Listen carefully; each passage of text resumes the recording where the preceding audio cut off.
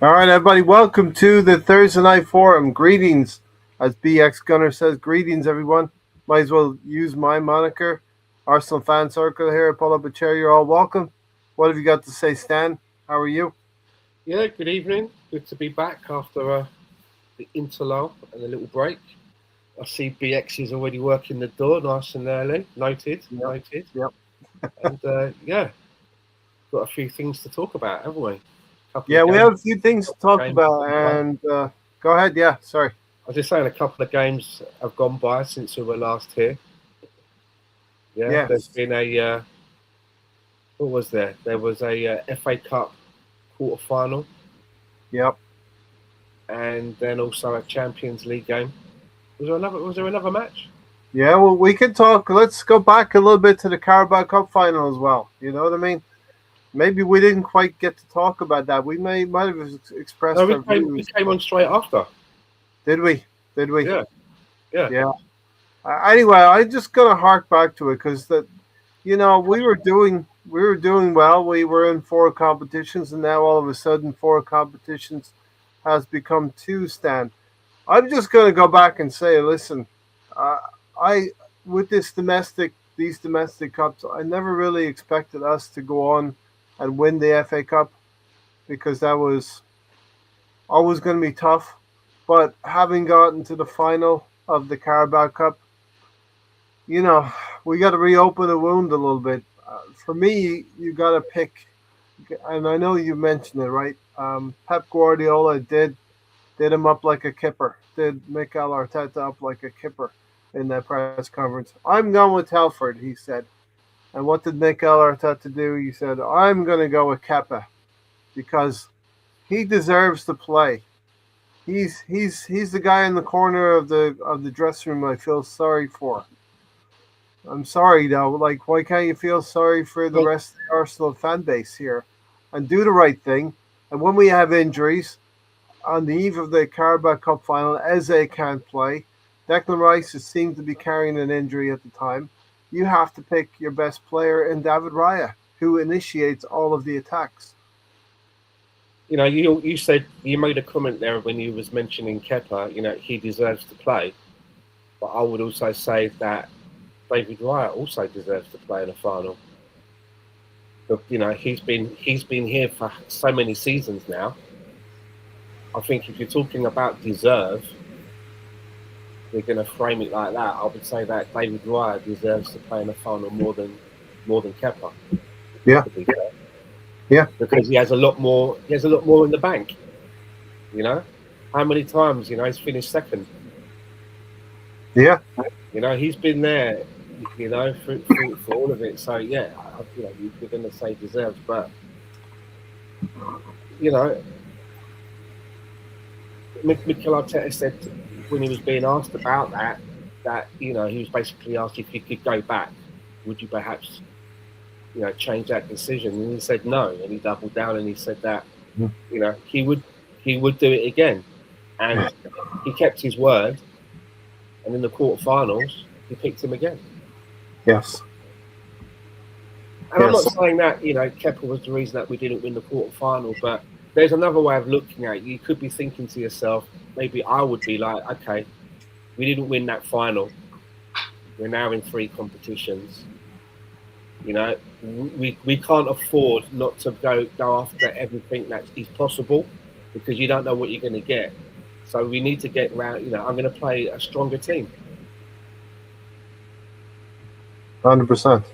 Hundred You know, percent. I don't want to make any missteps, but he does the same thing. And I'm Yeah. not saying that the difference in the keeper would have made a difference in that particular game, but at least you're kind of trying to show you're sending a message out, right? That you're taking everything seriously and you don't want to make, Or you especially, can. especially when you could say that the choice of the keeper was kind of like, involved in some of the mistakes, if you will. Do you know what I'm getting at? Yeah. You know, there was a big spotlight on Kepa after the game for how some of those goals went, right? The big Uh, tournament went.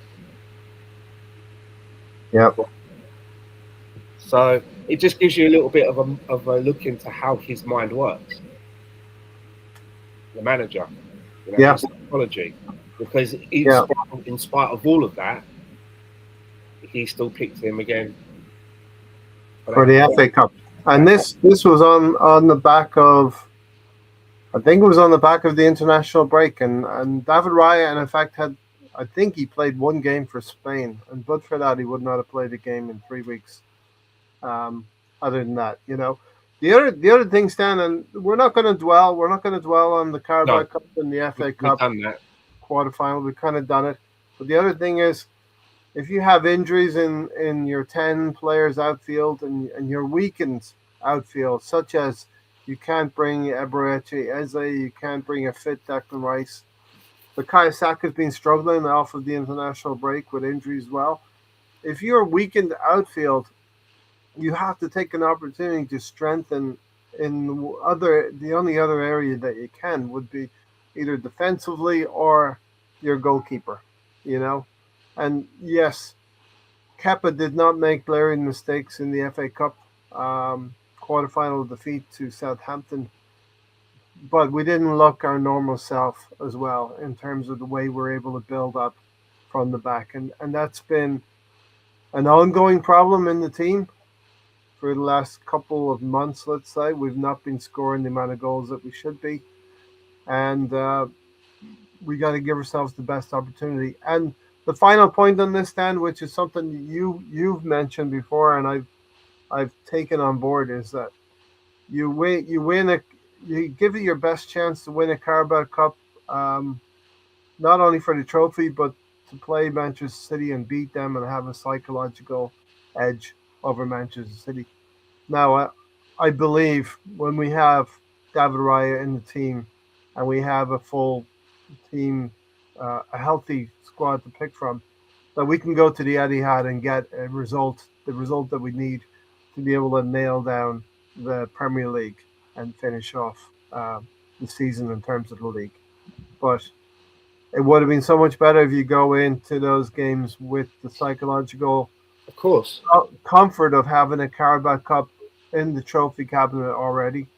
One of the four trophies that you've targeted in the season, and knowing that you can lord over Pep Guardiola a little bit. And there's a little bit of a psychological thing now where Pep did that to Mikel in the Carabao Cup.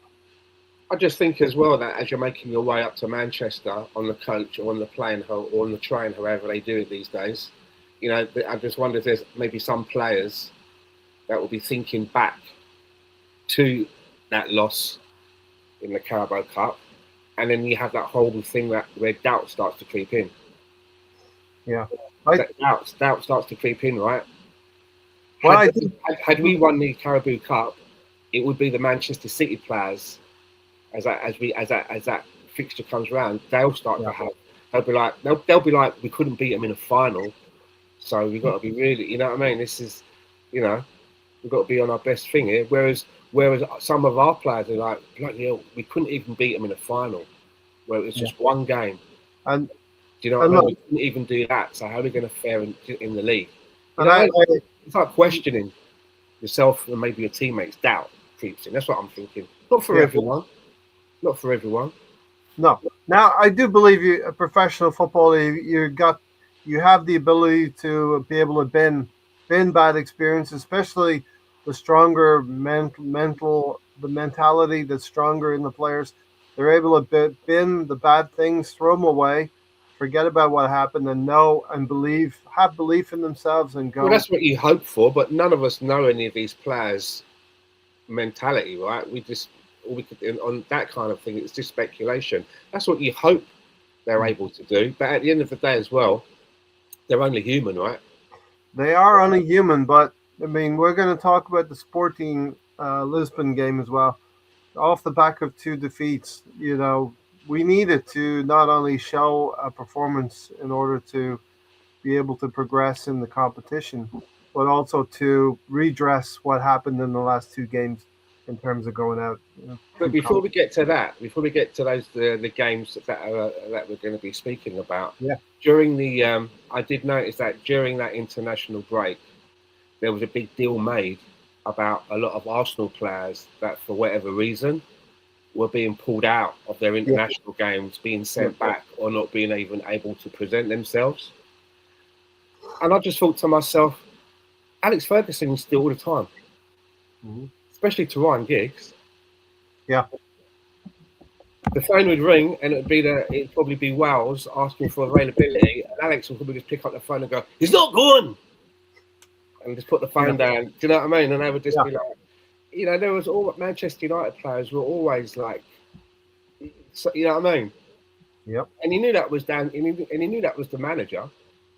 yeah, Don't worry, son, you're good enough. You'll be playing in the tournaments, but you're not going all the way over to South America in a friendly. You know what I mean? Things like that. That was the kind of attitude. Yeah, when it's Arsenal, it's really sort of like under the microscope. yeah. You know? But yeah, but make Al Arteta did the right thing. Kept the players back that it's been proven had injuries, had niggles, had something going on with them because Saka did not feature in Yeah, some it's not games. like all of them magically returned, and you're like, some of them still haven't come back, right? So it's half a dozen of one, 50 of the other sort of things. You know what I mean? Yeah, yeah, definitely. Um, so as we know with Arsenal, the criticism of Arsenal because we are the biggest, probably the biggest fan base. I think there was something out there about Arsenal being the biggest fan base that we get treated with the biggest amount of banter. Maybe Man Uh, United just shades it yeah, because Man United are quite international. yeah, and listen, there's going to be a lot of hate out there, Stan. There is a lot of hate out there because these rivals don't have their teams in Yeah, but you have prominent to, position. again, but this is all part of it, right? If we wasn't being a threat to anyone or doing really well or in contention, no Yeah, one would give a shit about any of these things.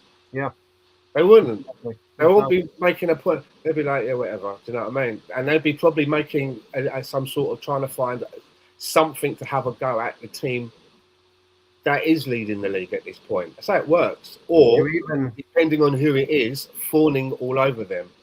yeah, Yeah, even 'cause even there are some of those teams where they seem to get fawned over. Some of the even clubs.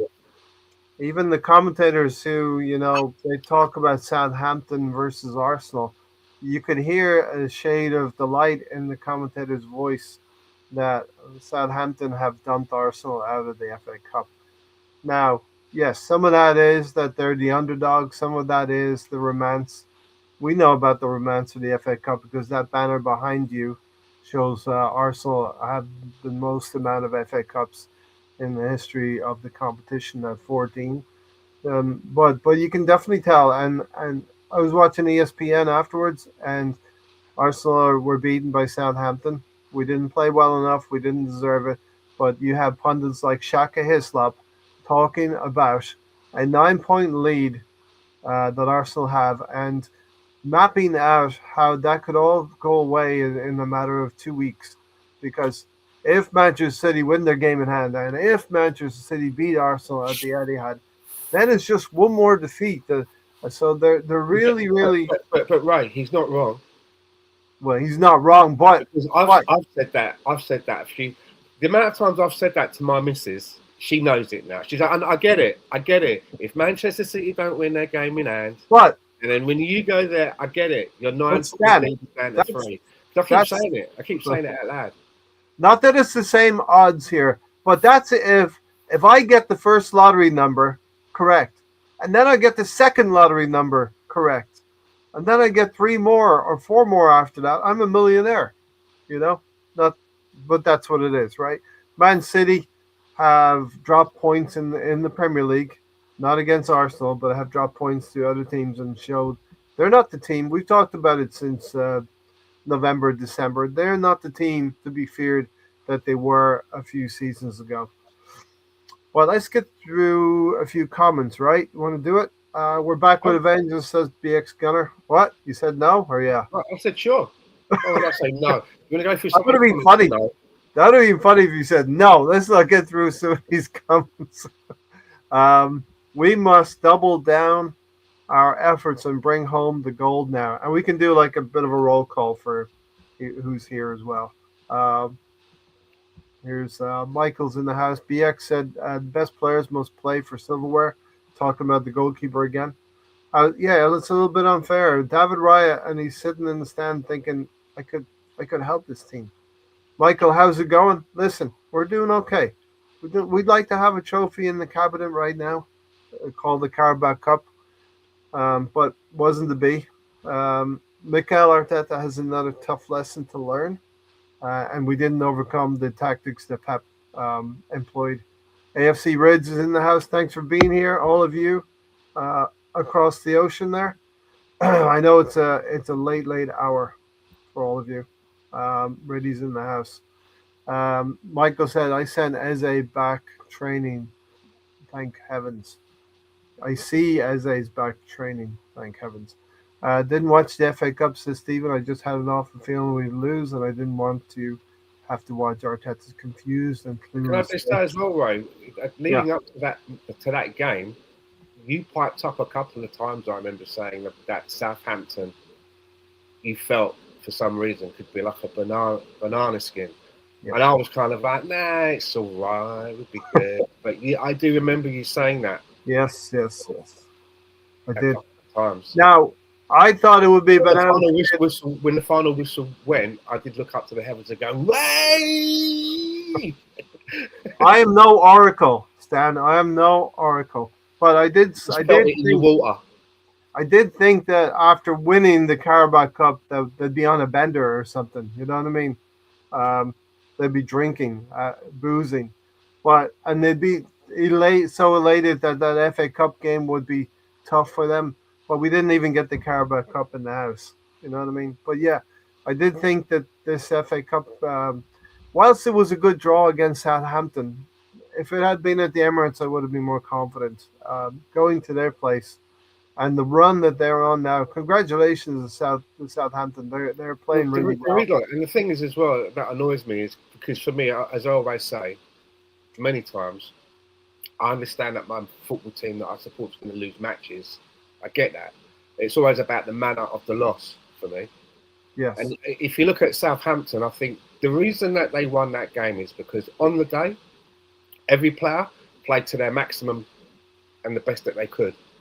Yeah. Whereas had Arsenal done the same thing on the same day, we would have beaten them because our players are better. It's just kind of like a statistical thing.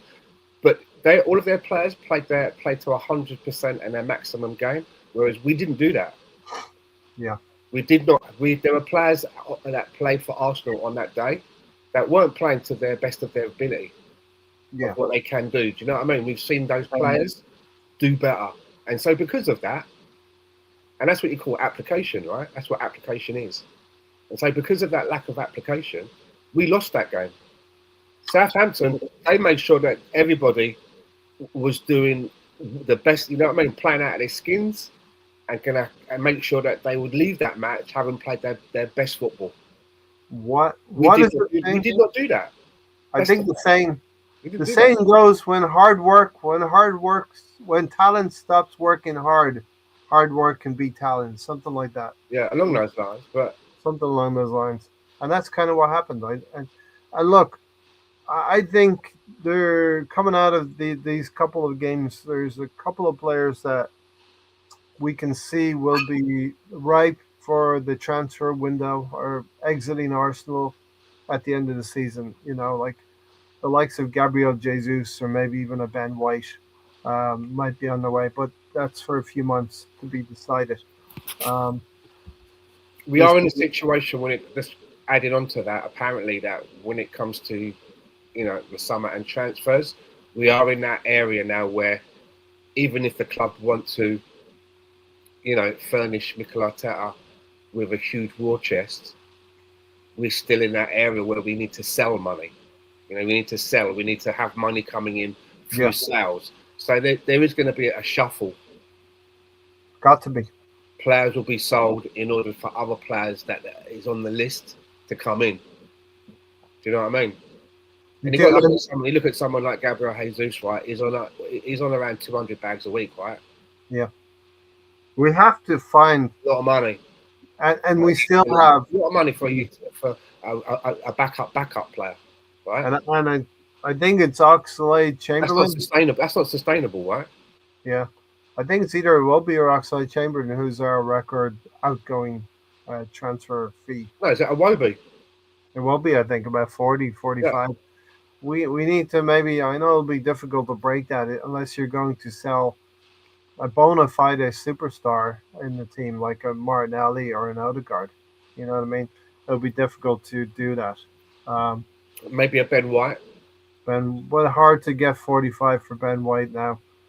Even in Lewis well. Skelly, a young English player with that English premium. What's a Lewis Skelly worth? Yeah, that's going to be a tough one for some of the fan base, and some of the fan base who would have felt the same way about a Ramsdale, let's say. You know what I mean? Tiger Gunners, all the way from Australia. Tiger and Gunner, welcome to the house. Come on in. Tiger BX, hope you're well. Yeah, listen. We're going to get into the Champions League pretty soon. Let's talk about anything else left over from the international break, Stan. Only if just talking about what happened. Some of the Italy not making the World Cup again, man. 3 times now. I mean, it's crazy when you think about it. I mean, growing up as a kid, for me, Italy was, one of the leagues. They used to have that TV show that used to come on Channel 4. Serie A. Oh, Lazio. That Football Italia. Something like that, yeah. Yeah. But and you think of the World Cups where they've been in there. I always think of the Baggio miss, but that was Italy in the final. Yeah. And like played Brazil in the World Cup final. I think that was '86. It's like the last time. The last time they were in a cup final, in a World Cup, there was no iPhone apparently. At that time. I think they were in their home. I think that was their home tournament. Maybe it was. The iPhone hadn't come out yet. Michael makes a good point here, Stan. So why is the goalkeeper position the only one where you don't play the first choice, but all other positions are non-negotiable? It seems to be a trend as well. Teams will, and look, Is it a way of perhaps making sure that you've got a backup keeper that is which is not just a pile of, not dog shit, a good one. Yeah. And the only way that you can probably keep that person interested when you're trying to get them to join your team is that you've got to make foolhardy promises like cup games. Do you know what I mean? Maybe, yeah. And we've never seen a contract, and I would imagine that the contract is more than just one side of A4 paper. There's probably like pages and pages, and who knows what kind of things are written in there. Cup games or amount of games. The number and amount of games needs to be met. Things like that. So, I mean, the FA Cup, the importance of the FA Cup has been devalued. I'm not, maybe some players have that and some players don't. Who knows? Do you know what I mean? But welcome. I would also go as far as to say that even if you've got your best back four playing in defence and then you have a different keeper, that can affect that because now they're worried about what's behind them. Yeah. It's not Big Dave anymore who talks to them and he knows how to talk to them and they talk to him and they know, do you know what I mean? There's that understanding. It's a different bloke now. Yeah. So you've got to think that changing the goalkeeper is just as important because they're part of the defensive unit. And I think that we're a team that our blueprint, our DNA seems to be at the moment that we are more of a defense first team. Yes. Right? Yes. So why would you now, when you get to a final, the one thing that is your superpower, why would you take one of those pieces off of the board? Doesn't make any sense. And it's not like Kepa was like, prime Casillas during the games getting to the final either. No. Do you know what I mean?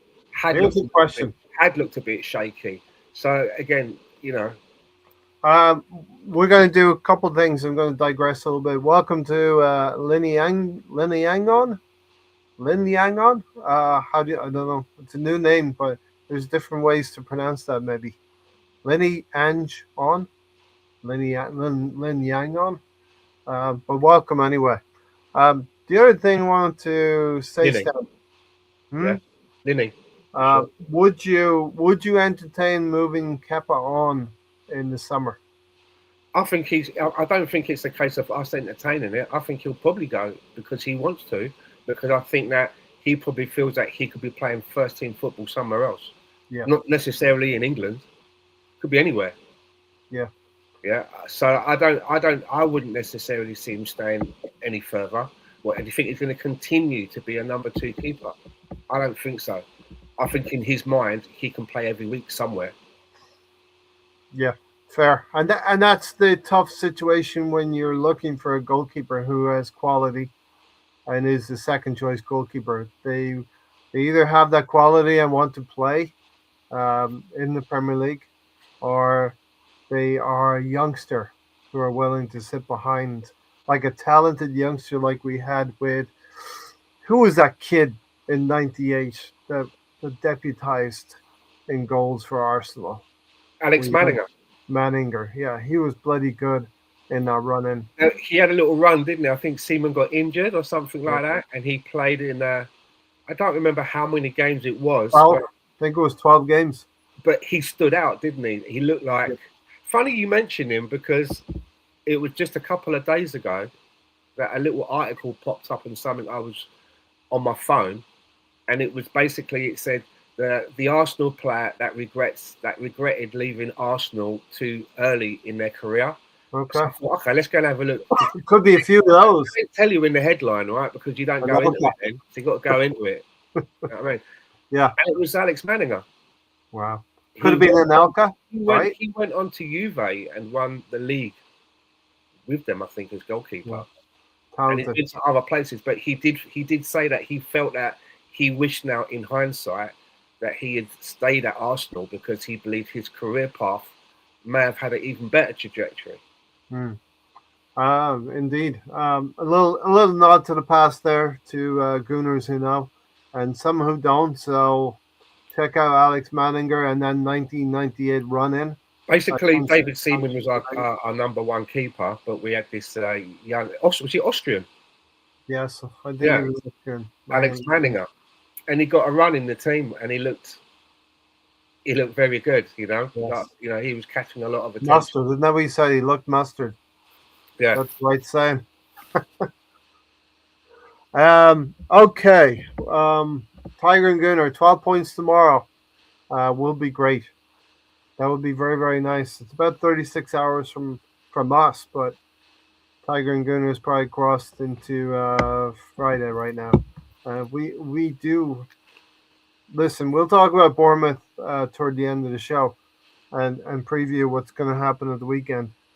And there's nothing to be afraid of. I think Bournemouth are, of course, 12 games unbeaten, but nothing to be afraid of because many of those have been draws. Let's get. What if we beat Southampton and got beat by City? What if we beat Southampton and got beat by City in the semis? So, Michael, I wanted to have big games toward the end of the season. We've been kind of denied an FA Cup occasion, a semi-final especially as well, because Stan, you remember like the FA Cup when you get into an FA Cup run, you want to at least get to the quarterfinals. It's tough to lose a quarterfinal, but you're in the semi-final, and those games are can be epic games.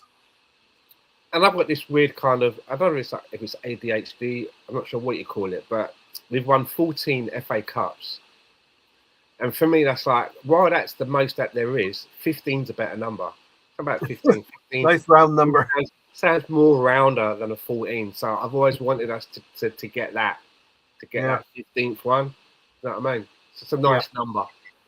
Hopefully this season we can draw level with league titles. We're at 13 right now, and we draw level on with the FA Cup count with a 14th league title. That would be very, very nice after quite a couple of decades away from it. You know what I mean? So that would be nice.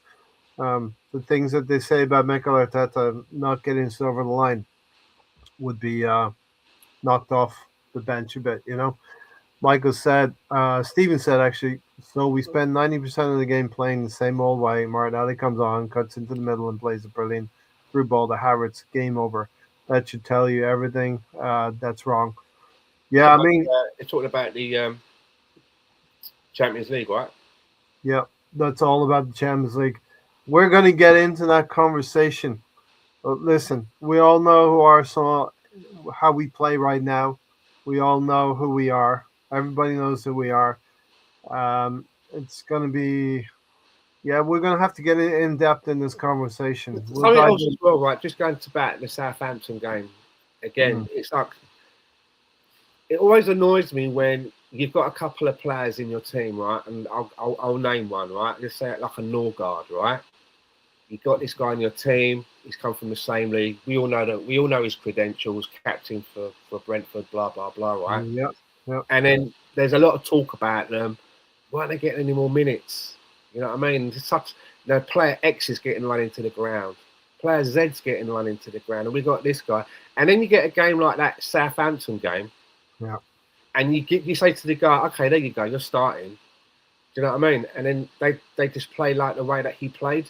It does make you think. If I'm the manager, I'll be thinking to myself, and you wonder why I don't pick you more often. Yeah, yeah. Do you know what I mean? What have you just done in that last How 90 about minutes to give me confidence now that in the league, if Zubamendi is breathing out of his arse, that I can take him off and put you in there because he ain't shown me yeah. nothing today against What the team and in the division below. Do you know what I mean? There's got to be a little bit of that, and that's you got to put that onto the player. you do, you do, and he's a good professional that will take that on board. Was he the worst player on the field? I don't think he was the worst player on the field, No, but he wasn't by a long shot the best player on the field. And the other thing is, he's a number six as well, Stan, and he's a defensive midfielder. Now, for me, that's that goal that we can see. but again, I use that as an example. Okay, another example then, Jesus. Better example. Yeah, yeah, yeah. Okay, there's a much better example because he was still getting picked by the Brazil national team up until recently. Maybe I don't know since he's come back from injury. I'm not sure about that, but salary wise as well, man's carrying one of the heaviest bags at the minute. Do you know what I mean? He probably needs a forklift truck to lift the bag. It's a lot of money that he gets, and again. He's being given a platform there to showcase what he can do, give the manager something to think about. But if he is going to be thinking about moving on in the summer, put himself in the shop window. It's all in his favour. Mm-hmm. But then he puts on a performance like that, and you just remembered to yourself, oh yeah, that was the reason why we started tinkering and putting Kai Havertz in your position. Havertz in there, And Marino. that's also the reason why we went out and shelled out another 69 mil for Victor. Victor, you're correct. Because of performances like that. Yeah. Do you know what I mean? Yeah. So, you look at that and it's a reminder that, that piece needs to be moved on now because it's not getting any better. No. It's not getting any better. You know what? You could, the real way to do things is move Jesus on and bring in a player who can score. It's not like he's on like 60 grand and you're like, well, okay, 60 grand, but all right, fair enough. You know what I mean? Yeah. It's on the live around about 200k and that, and that's what it's not good. Yeah, that's just financially, that's just like not sustainable. And you know what you need, Stan? You need a player who's going to frighten the likes of Barcelona, Atletico Madrid. I've just picked the teams that are in the Champions League still, right? Bayern Munich, Real Madrid, the PSG. You need players who are going to scare those kind of teams because, this we've been watching the Champions League football this midweek, and it's good. It's high quality stuff. Steven said, of course, our players didn't play to the best of their abilities. The style we play most of the time won't let them. We're going to get through some comments, then we'll drill right down into it. When do the new financial rules come in to replace PSR? The clip of Odegaard playing the same pass 3 times to Rice is so embarrassing. If you repeat a move in chess 3 times, it's a draw. Uh, Maybe I heard United are linked. Um, I'd sack Arteta before I sell Ethan or Miles Lewis Skelly. Yeah, I mean that's. I was thinking about that, and I wanted to check up on how Ethan Waneri was has been doing in Marseille. Miles Lewis Skelly came on in one of the games. I think it was probably the Southampton game. He looked well off it. How much would we get for Arteta? Listen, I okay. I mean, there's times when Mikel Arteta needs to pick the right teams. I remember they had a Paul Gascoigne show on Sunday mornings as well for Serie Yeah, A. the Italia. Yeah, It was he Richardson. was out there, wasn't he? I think Richardson was the presenter. Oh, Lazio. It was good. It was they attracted good players like Ruud Gullit, Rijkaard, Van Basten. Well, Uh, we bought Dennis Bergkamp from the Italian league. yeah, Well, he came from to us, right? our best From player, international. probably one of our You know. best players. Uh, with Aaron Ramsey retiring, I'd like to nominate him as the third best player of the Emirates era, behind Sanchez and Cazorla, a true legend in my opinion. Yeah, Aaron Ramsey had a very, very good Arsenal career. Won some things.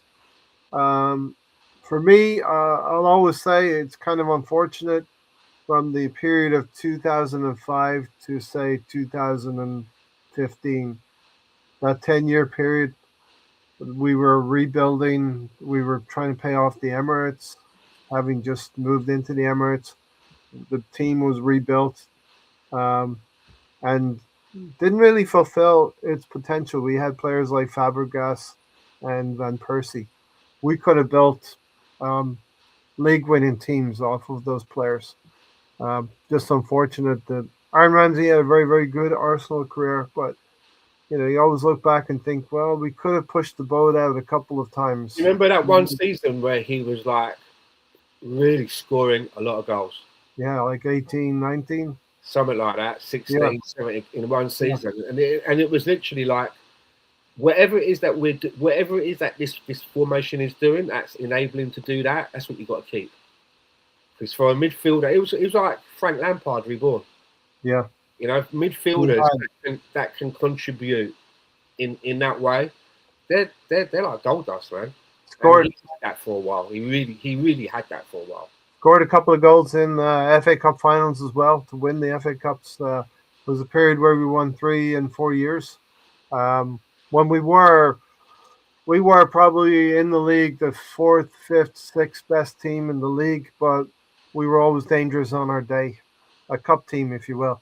Sakalaka boom boom. Kepa is asking if it's fair if Michael marries, but Raya I'll be gets right to back. go on. Yeah, no problem. Let's go on honeymoon. Remember Christopher Ray? I remember we had Christopher Ray for a few games too. Yeah, and Christopher Ray scored a couple of vital goals. Feel like we had a couple of those things. We had a Christopher Ray moment with Max Dowman against Everton recently. If you're going to win the league, and I think we're going to win the league, I'm confident we're going to win the league this season. You have to have these moments where players have memorable cameos, and Max Dowman had a memorable cameo. Again, tough to ask a lot of Max Dowman in the FA Cup, and by some people's measure, he was the best player on the field for Arsenal against Southampton. Um, yeah, I mean, let's start firing Miles Lewis Skelly, like bringing him into the team, getting him firing again. Miles Lewis Skelly, One Airy, Max Dowman. Got the makings of a great production line there that could keep Arsenal going for season after season. The Listen, I feel like our season is mirroring Liverpool's season from last season. we didn't win the Carabao Cup. Liverpool didn't win the Carabao Cup. We went out of the FA Cup.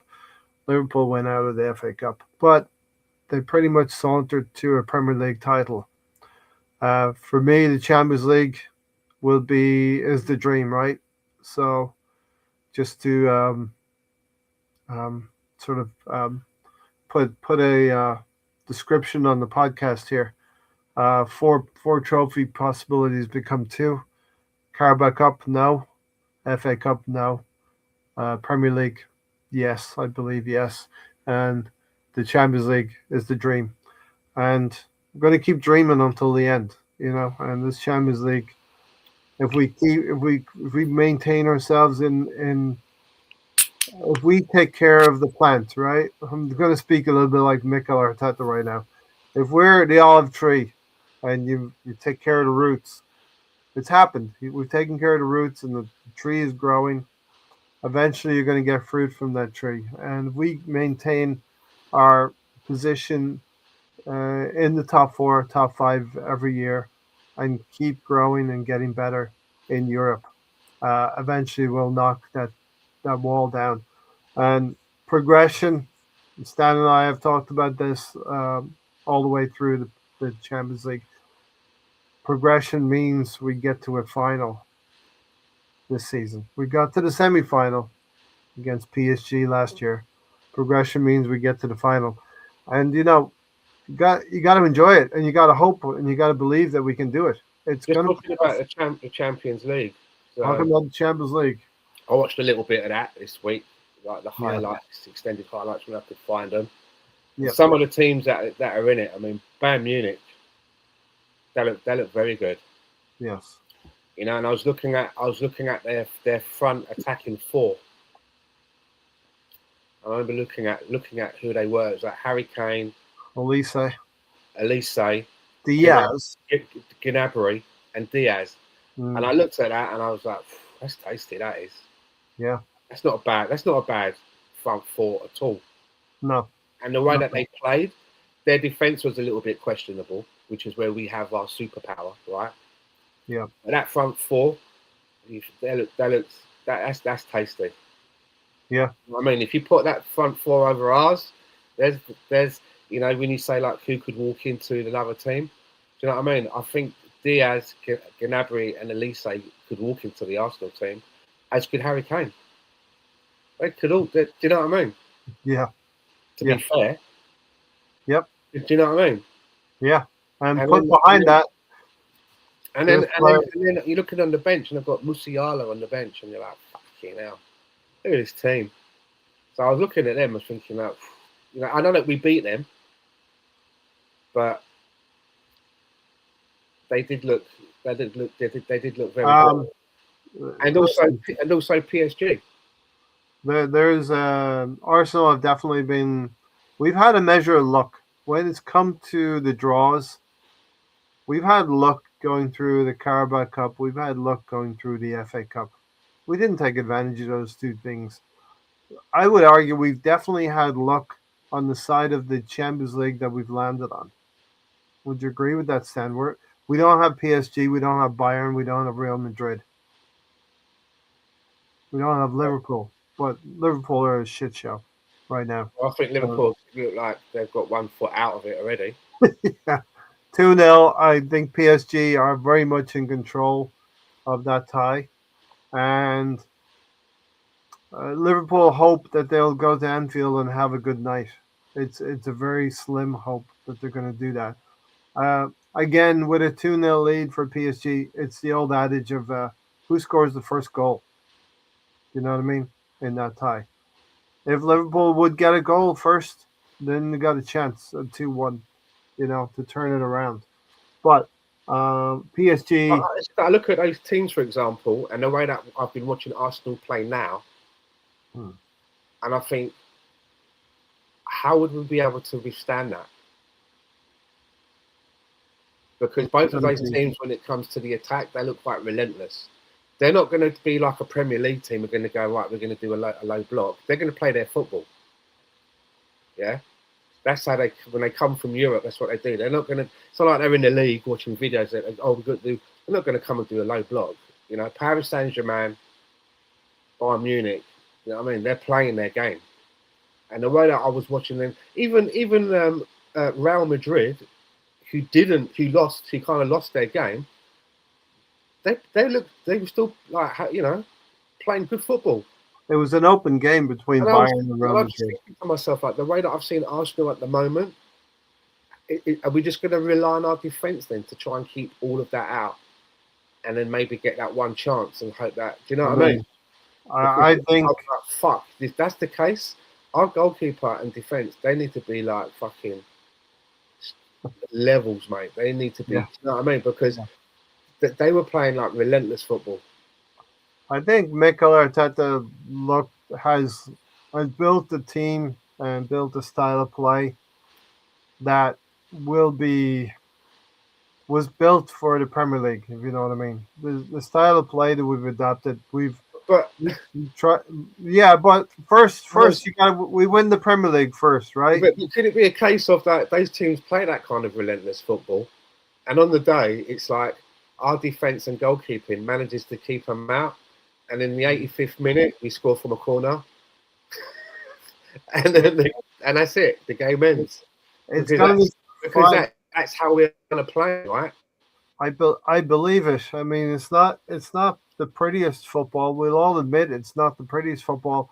If we go on to win the Premier League this season, something I will be talking about in the summer is that we need to play some more attractive football. We're not going to be able to live off of these percentages, these fine margins, because That's what I'm worried about, because there have been times during the season where, you know, there's been some good attacking displays, but lately, you know, a lot of the players have looked tired as well.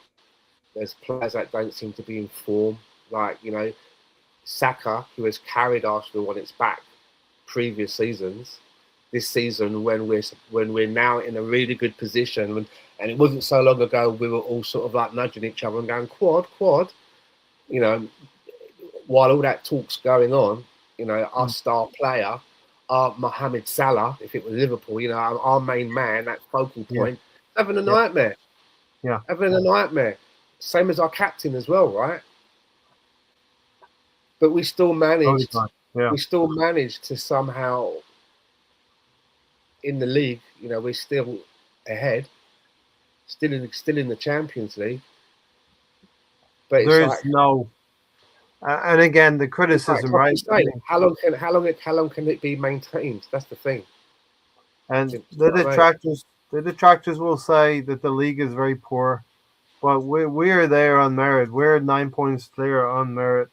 How long can we keep this going in terms of the defensive stance against big teams in the if we could kind of move into that Champions League game that we just played, you know, I couldn't watch it live because it's lunchtime. You know, it's lunchtime.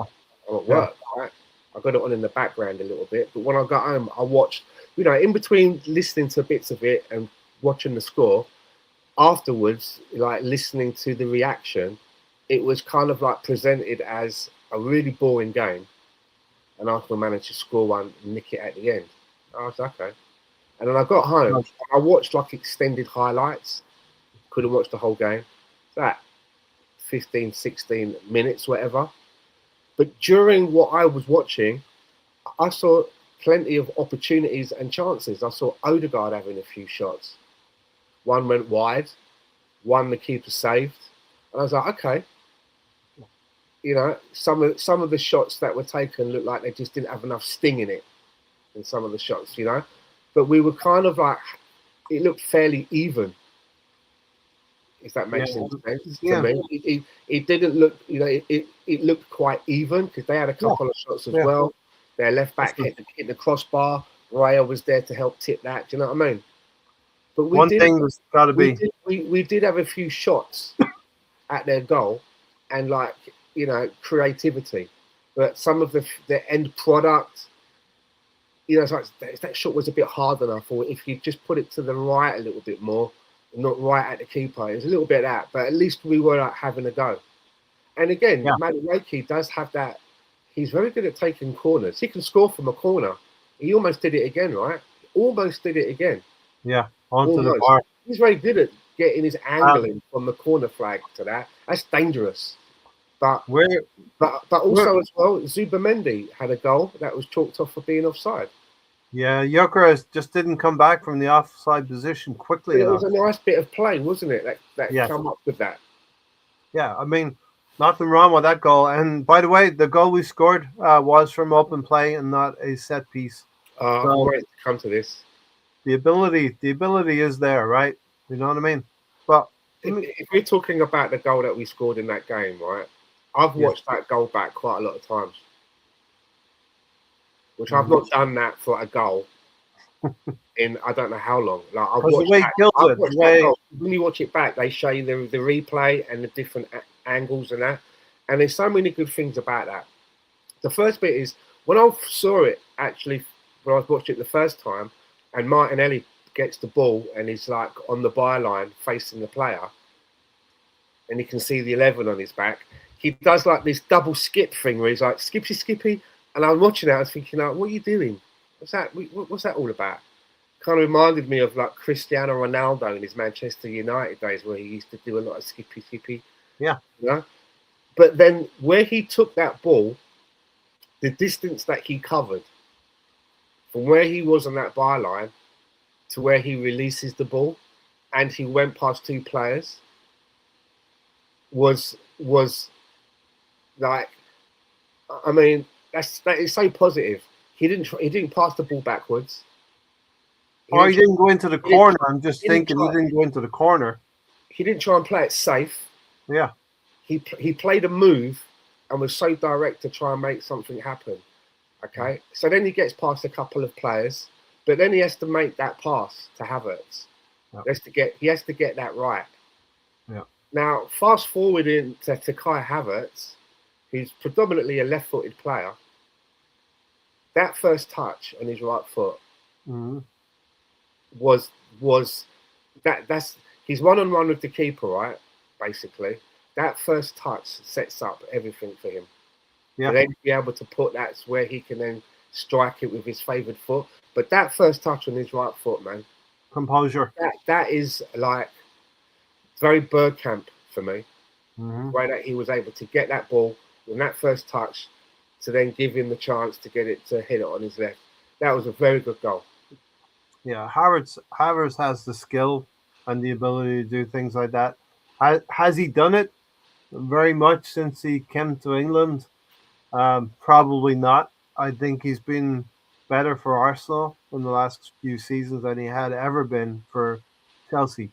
So, Yeah, but I'm telling you now, right? You know, as much as I like Victor Gyökeres, his first touch ain't doing that. no, No. no, but you And will so, have to say, and what I'm saying is as well, right? Havertz could do it in big games.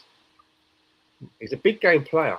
He's done it for Chelsea well, in the final, right? He's a big game player, Havertz. let's not underestimate though. Like Gyökeres runs to the left side of the box a little bit and Oh yeah, drags. Gyökeres plays his part.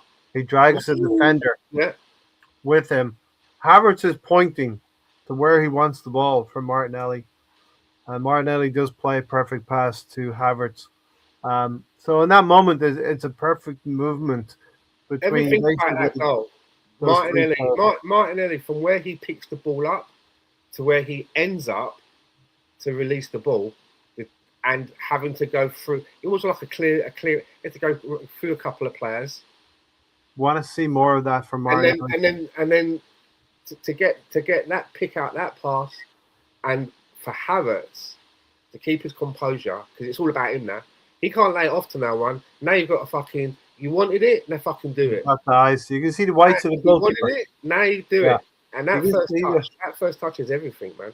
You can I've see the watched whites of the replays so many goalkeeper's times. eyes. You know, the thing that's very crucial about that is Martinelli's play. He has the opportunity there when he's on the byline to go down the byline and get into the corner. waste time because we're in probably the ninety He first, quite, ninety and second to minute. be fair, he quite likes that a lot, doesn't he? He likes to come in from the byline a lot. Yes, He does but that move. He does that move quite a lot from that part of the pitch. I wonder if this is something that he has found himself. Gabriel Martinelli has found this himself, or is it an instruction from the coaches or the manager? Come inside. You see more of the play then when that happens. Yeah, but a great goal from Kai Havertz has to be said as well. We'll get caught up a little bit here. Jesus continues to be wasted talent. It's so frustrating when a player has all the tools but he can't put it all together. Jesus is a poor example. His legs are so broken. He's nowhere near the same person. I think had he not been injured, he'd be gone already. Yeah, but he's got qualities as well, and he was good for 9 months of the season. Ramsey was a very good player, but not a legend.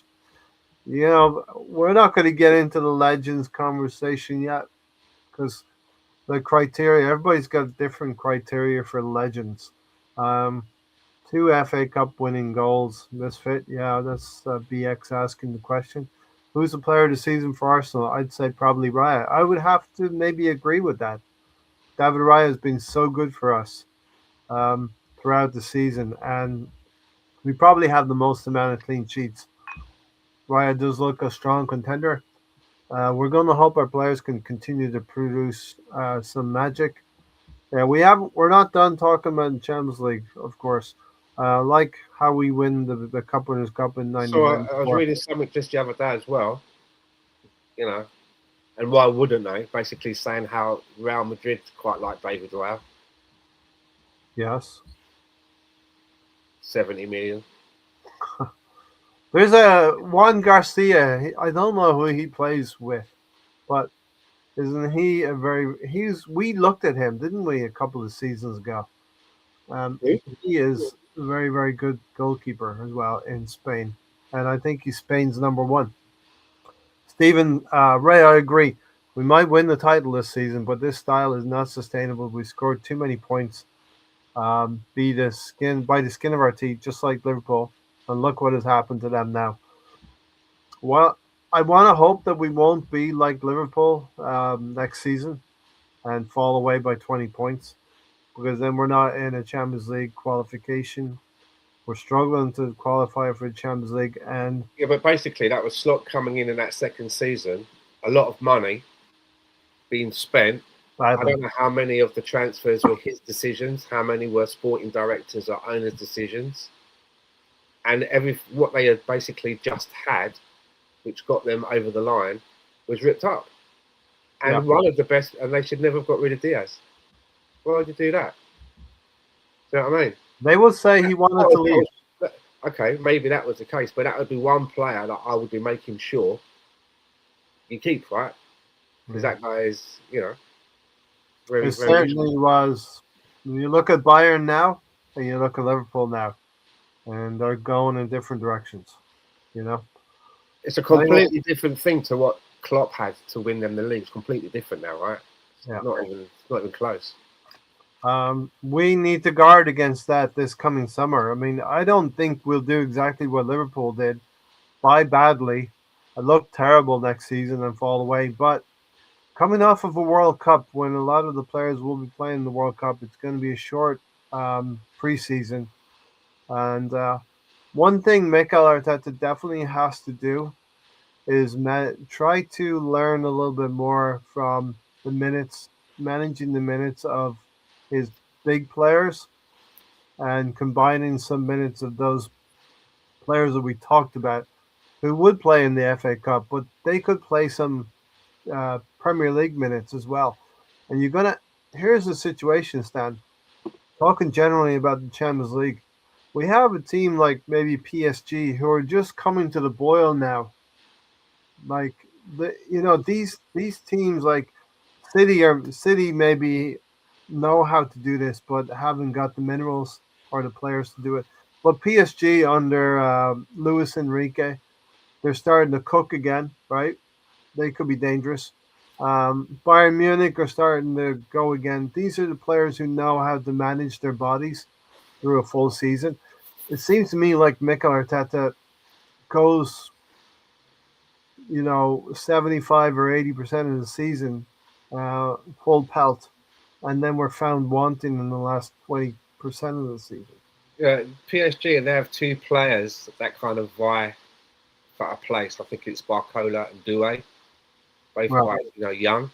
And I yeah, think one of them, Barcola, couldn't play in this one, and it was Doué. See the goal that he scored? It was like, no, my lord. was it good? Yeah, Oh yeah, yeah. But there is another PSG player that when people talk about a player that they'd like to have at Arsenal, oh yeah, and the name that comes up a lot is Kvaratskhelia. yeah, and And there's then been talk that he may be on the move this summer, and a lot of people talk about him. Now, I'm not going to lie, I don't watch a lot of Paris Saint-Germain games. I don't watch a lot of the French. I don't watch any French. I was going to say I don't watch a lot of. I don't watch any of the French league, right? But yeah, I'm aware of Kvaratskhelia. So I looked up his stats and said, okay, this guy for the left wing, and he's had. This is his second season now, I believe, at Paris Saint-Germain. yep. Right, so last season and this season. Last season, I can't remember how many games, but it was a lot of games. 4 goals in the league. And this season, up until this point in the league, in Ligue 1, which is supposedly a farmers league, 4 goals. And I thought to myself, so why is it everyone's talking about this guy then? Because I'm looking at it, okay, let's see the stats. And it's not like he's got like 4 goals, but like 20 assists. Not like that. So I'm like, okay, so if he's a winger and I'm not seeing goals or high assists, let me have a look again. I can't remember about the assists. Yeah. There we go. But I mean, while you're looking that up, I Yeah, mean, so last season, 4 goals, 3 assists in 14 games. This season, in the League 1, League 1, and then this season, in 23 matches so far, 4 goals, 2 assists. So I'm like, okay, why is this guy then? Do you know what I mean? Yeah. Why are we looking to like dislodge a Martinelli for this guy? well, we've seen him. He But the numbers passes. don't lie. He's played 2. He's been. I mean, granted, in the Champions League, the Champions League last season, 9 games, 3 goals, 2 assists. This season, in 12 matches, 8 goals and 5 assists. So yeah, that's a good return in the Champions League. Champions League, yeah. But Martinelli scored 5 or 6 in the Champions League, isn't it? Yeah, and you got to remember, like the first 8 games are in the league basis. You play teams. You don't play them home and away anymore. It's like a different. You play a couple of really good teams. You play, then the rest kind of are dross. Like I don't know the teams to mention, but they're not the best teams in the competition because there's 32 teams in the competition. But I've always looked at him, and especially the 2 games against Arsenal last season, where honestly we were going through an injury crisis last season, and we didn't have our legs were dead at the end of the season because we were playing big minutes. We had to put children on the bench. Yeah, we had children on the bench, and Cavaracelli. I'm never going to be able to pronounce his name properly. Cavaracelli, whatever his name is. Cavaracelli, I believe. Something like that. He got noticed because he had that tenacity. He had that eye of the tiger. The guy that you don't want to cross. He would not be beaten in his duels, as Mikel Arteta would say. You have to win your duels. And he was like a pit bull. He was like a tenacious terrier chasing down our defenders. But these are kind of. If you can only score those amount of goals in Ligue 1, why is he going to score more in the Premier League? Do you know what I'm getting at? I just don't get it. If I'm looking at it, he's like got 14 goals. Well, you talk about goals, 8 assists, and then You know what I'm getting at? This season, he's on 11 goals, You 6. talked about You know, Bayern Munich. I'll be like, yeah, this guy seems like Yeah. he You can make talked about Bayern contributions. Munich. You talked about Bayern Munich. You talked about, Harry Kane. You talked about Musiala. You talked about Diaz, Elise, Yeah. Gnabry. I think there's similar amount caliber of players around Kvaratskhelia, or whatever I'm going to call him. You got Dembele, you got Doué, you got all these players. You got what Vitinha is the guy in the middle of the park. These are all good ball players, you know. And why Arsenal looked bad or looked average against Sporting is because you're looking at in the same evening you're looking at Real Madrid and Bayern Munich, and they have 40 chances between them on goal. They have 40 shots on goal, 20 each side. Arsenal don't play that way.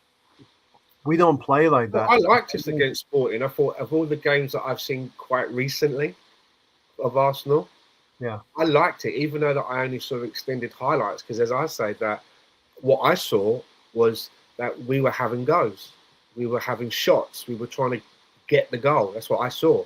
yeah. I like that. I And didn't see David that Raya. really. I didn't really see that much against Southampton. No, I mean, and that's the difference, right? The difference between the two team sheets. You're going to see the difference in performance that way. David Raya saved about three or four very good chances from them. Let's not forget, and we've gone this far and not mentioned, Sporting Lisbon have been unbeaten for the best part of 8 months, I think, 7 or 8 months at home. Yeah, they're going really well in their league. They have been like, and in the Champions League, they've gone something like 24 games without losing, and something like they've won their The last last 12 at 17. home or something like that. They won the last 17 games or something like that. Listen, it's the Portuguese league, but this is a team who went to Bodo Glimt in the last round, were lost 3-0, and looked like they were going to go out of the competition. They take Bodo Glimt back to Lisbon, and they score 5 goals against them. So these are all good things for Arsenal to come in. Remember, we used to talk about Arsenal going to, I think it was Porto a couple of years ago, Yeah, and kind of looked like you said they were overawed. They were looking at the expanse of the stadium and like almost had like that imposter syndrome. Like yeah. we And, don't and Declan Rice got booked within the first like 3 minutes or something.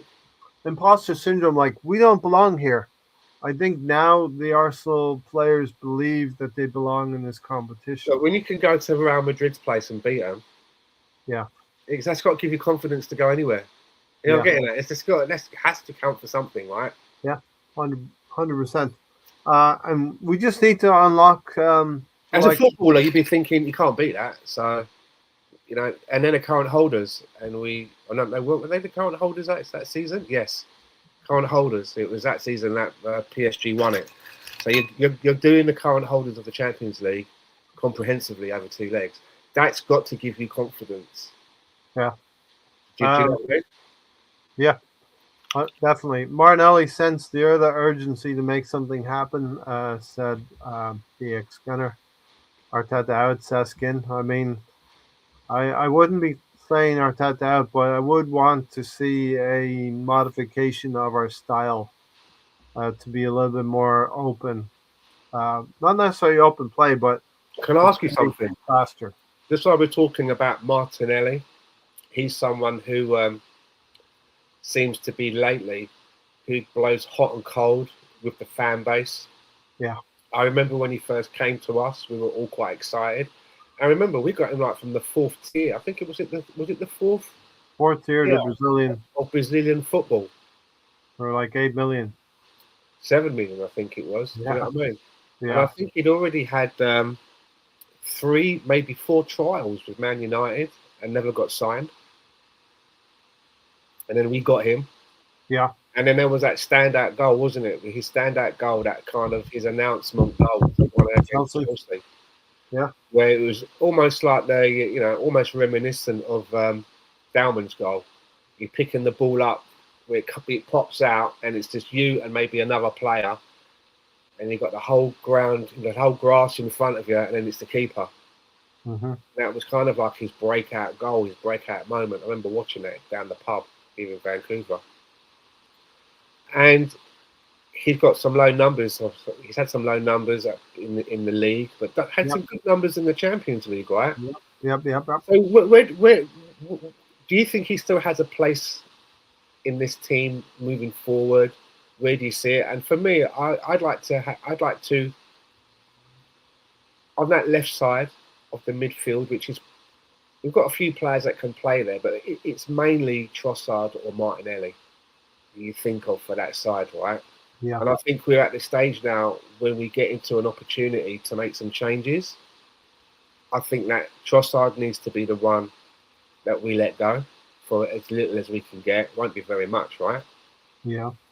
And we invest in that area and get something that's an upgrade on both Trossard and Martinelli in the sporting directors or the scouting eyes. It's an upgrade, and have Martinelli still in the team, but not necessarily being a first choice starter, and having someone that he has to work against and compete against to earn better opportunities, and maybe still given a little bit more time to hone his game because he's still quite young.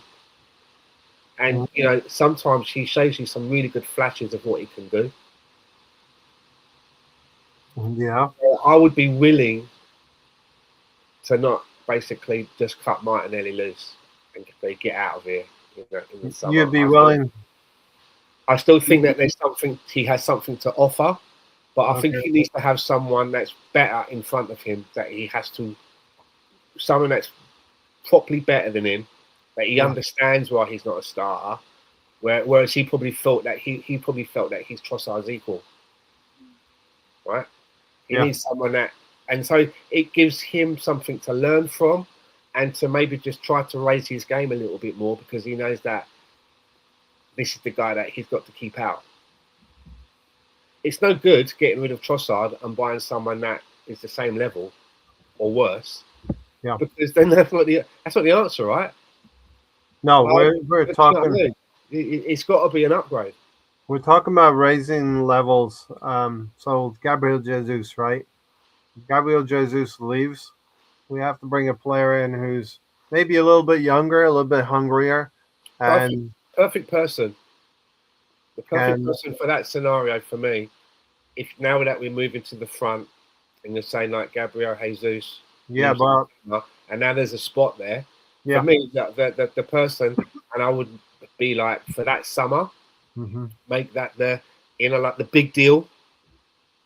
If if everything goes right, you've got some money coming in from the owners. You're selling. You've sold a couple of players. Money's good. That player that's going to be the name for that window. I know. Who? I know the name. Say it. The initials are JA, right? Yeah. Julian Alvarez. Yeah. That's where I'm going. Yeah. I agree. That's the one that I'm trying to move heaven and earth for. Yeah, I agree. And I checked his age. He's 26 years old. He's been with Manchester City.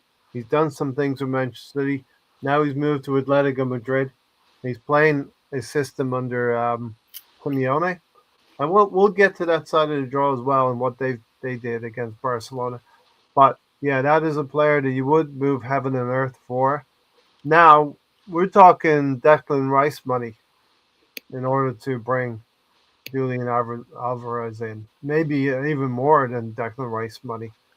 But these are the levels that Arsenal need to go to. I'm just going to go back to what you said about Martinelli and Trossard. I think Martinelli has been probably one of the high points this season because of the competition he's received from Trossard, from Eze, from. Let's look at his numbers, right? 25 matches in the league this season. Who are we looking at? Alvarez right now. Right? No, Martinelli. Oh, Martinelli. So 20, you'll see. So 20, I'll just preface this. Well, if you have the numbers already, but you'll see the numbers from the Champions League are so much better than the numbers from the Premier League. I've got it here. So this season, 25 matches so far in the league, 1 goal, 3 assists. Last season, in 33 games, 33 games. 5 or 6. 8 goals. 8. Okay. 4 assists. Season before that, which was his Breakout. 35 games, 6 goals, 5 assists. Okay. And then before that, he got teens, Uh, 15, I think, Whereas 15 goals. Champions League this season, 10 games, 6 goals, 2 assists. See, It's not bad. It's not bad, right? no, no, no, no, not bad. And Not the bad. Champions League is a more open league. Teams are going to play football. You got the good teams, and they're going to play football. They're not I going think to. there's some. I think there's something in that, right? Because Yeah. he's obviously getting more joy. But somebody mentioned Anthony Gordon. He was at in the chat with Michael. Michael, and I brought his stats up as well. And so, if you want to compare him to Martinelli, Martinelli's had 3 seasons at Arsenal, yeah. Anthony Gordon's had 3 seasons at Newcastle. So if we compare them, right, that's first season for Martinelli, 23-24, 35 games, 6 goals, 5 assists. Anthony Gordon in the same season, yeah, 35 games, 11 goals, 10 assists. That's pretty good. So Anthony Gordon does quite well in that first season. Same year as well as Yeah. Martinelli. They're coming at the same I time. would just talk about Newcastle really quickly. I would think Newcastle is a project that's stalling a little bit. Um, they've not been playing well this season, and I think players would not be against moving away from Newcastle. We've had rumors about Tonali in January with Arsenal, and Anthony Gordon is a player that's maybe the papers would say is admired by Mikel Arteta. Who knows? Um, well, yeah. Um, Steven says here Martinelli has always been on his best when playing inside. It's how he got his 15 goals and where he's been at his best in the Champions League. He's never been good as an outside player like the last 3 seasons. Well, True, true, right? Remember the goals that Martinelli scores in the Champions League? hold They've on. Let been me just give you the other 2 seasons to compare brutal. Anthony Gordon and Martinelli. Yeah, So I was going to do right. So in that first season, both played 35 games. Martinelli 6 goals, 5 assists. Anthony Gordon 11 goals, 10 assists. The next season, 24-25, Martinelli 33 games, 8 goals, 4 assists. Anthony Gordon 34 games, 6 goals, 5 assists.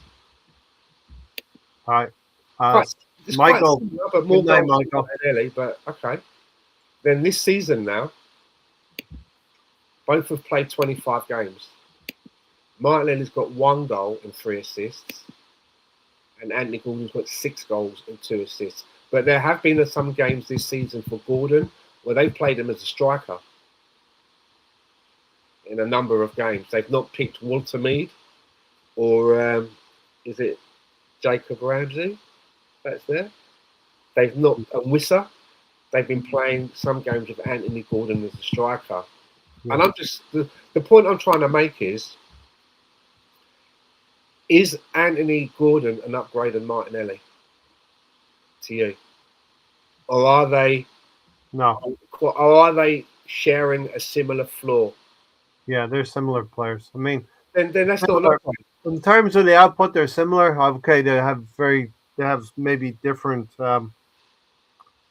nuances in their game. You would see Anthony Gordon probably playing closer to the striker on that inside left, and Anthony Gordon scored more goals than Kvaratskhelia. So what does that mean? I mean, where do we go from here? What does that mean? Does I that don't mean it was know. better? Do you I know what I just mean? It's like yeah, in a better I don't league as know. well, right? He's in a better Um, league. Sean, Sean Yellen here. Evening, gentlemen, and the chat. Just my 2 cents. But former Norwich City player and Bologna left wing Jonathan Rowe was on fire today versus Nottingham Forest. Could be an option as he's an Arsenal fan. Don't All know. you got to tell Mikel Arteta. Semenyo was an Arsenal fan. He ended up at City, unfortunately. Remember, Martinelli was sub for a while. People were wanting him to be a regular player, and I think Martinelli the freedom of the Champions League suits his play, and he gets a little bit more space. The Brazilian prairie grows, says BX Skinner. I Um, still think that there's a place for Martinelli in the squad. I just don't know if he is a well, I kind of what I would agree call with a nailed on Sean here. starter because there is a consistency problem. I kind of agree with that. Frankly, I think we should sell both Consistency, right? Martinelli and Trossard. To win the league, you've got to be consistent. Who was it you wanted from Real Madrid? He was rotting in the reserves a little bit Rodrigo. last season, huh? Rodrigo? Rodrigo, yeah, No, he wasn't in the reserves. He just wasn't getting a lot of starts. But yeah. he's injured now. Nobody rots in the reserves anymore. That was a George Graham thing back in the day, you know.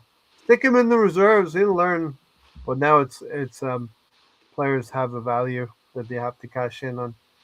Um, all right, let's see. I'm interested. Let me ask the chat if you could if you could bring somebody in for that left attacking side, who would it be? We're talking about anybody now, like Yeah. Well, Kvaratskhelia. I would do that Kvaratskhelia guy. really? Okay. Yes, he reminds me of Mark Overmars. But the He's numbers. got that. He's got that Look good. pace. 4 goals last season and 4 goals this season. That's not a I, lot. What's going on yeah, there? I think he's What's going to happened? come alive. I Good. think he's going to he scored against Liverpool last night. I know that's anybody could do that, you know. You could score against. I was saying you could score against Liverpool last night. But I just think he's coming alive.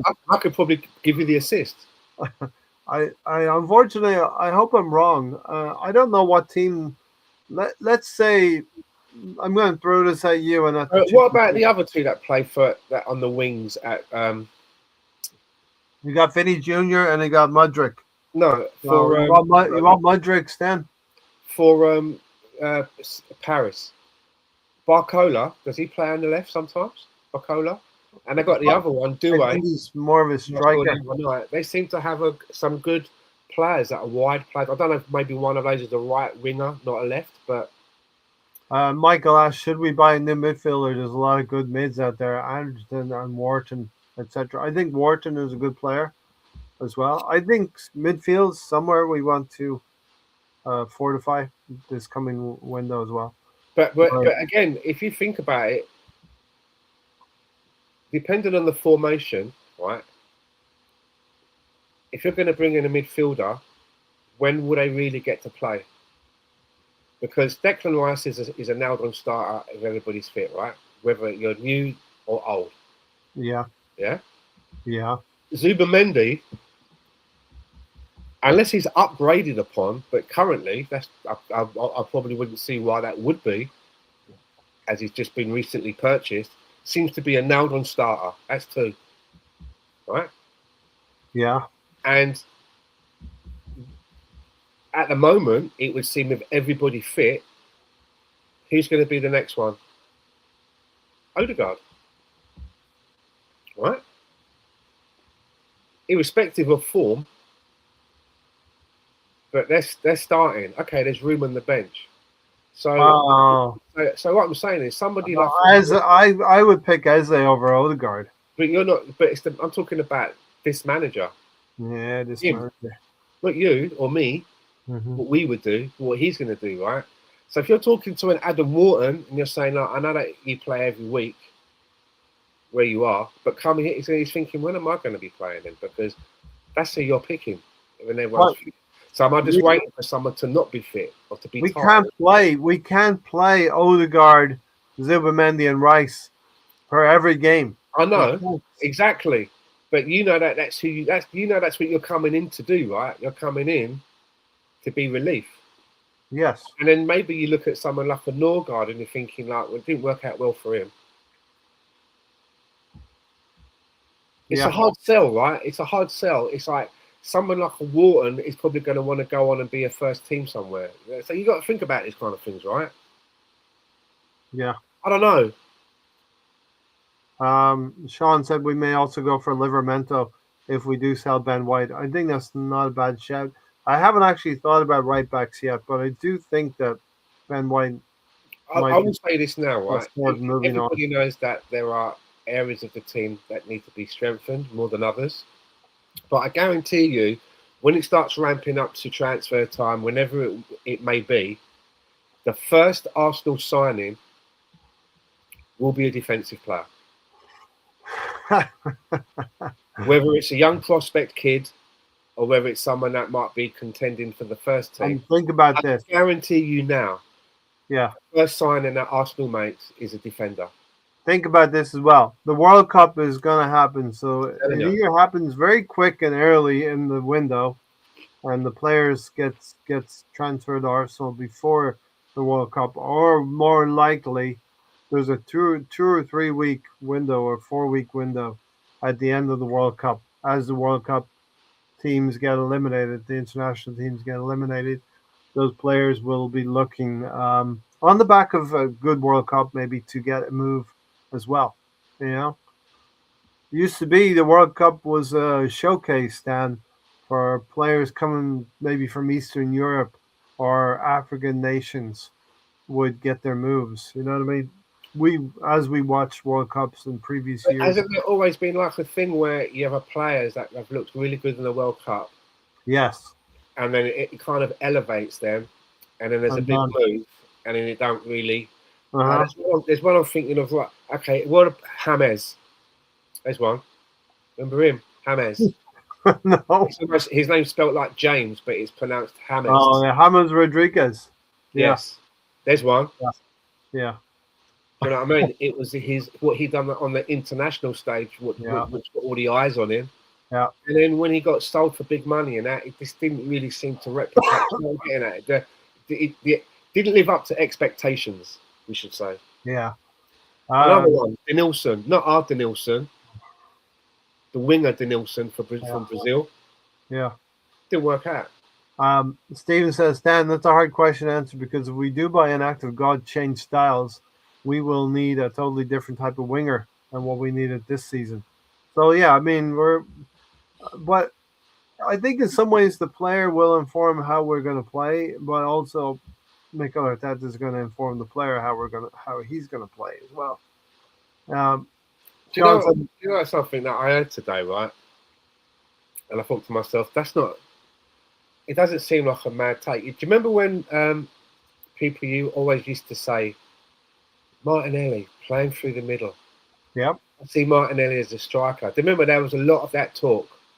yeah, I never bought into that personally. I didn't see it. I think Martinelli is perfect to play as a winger. I think that's what he wants to do, right? What he but plays the game. yeah, yeah, But but there's another thing that I've been thinking about, and I had someone else mention it today, and I thought to myself, so I'm not the only one that's been thinking that. And it's a similar thing. It's a player moving from one position to another. Who do you think it is? within Arsenal. Yeah. Okay, so the example It's a is little left field. It's a little bit left field. It's all not right. like, you know. I think you're going to say Mourinho, Mikel Mourinho, As what? striker. Well, we've already seen that. That's already a thing, All right? right, so left field, Miles Lewis Skelly in midfield. No. Okay, I'm not good at this game then. Martinelli from a No. winger to a I'll tell you what it striker. is. We talked about I'll that. tell you what it is. Ben White as a Ricardo striker. Calafiori playing as a winger.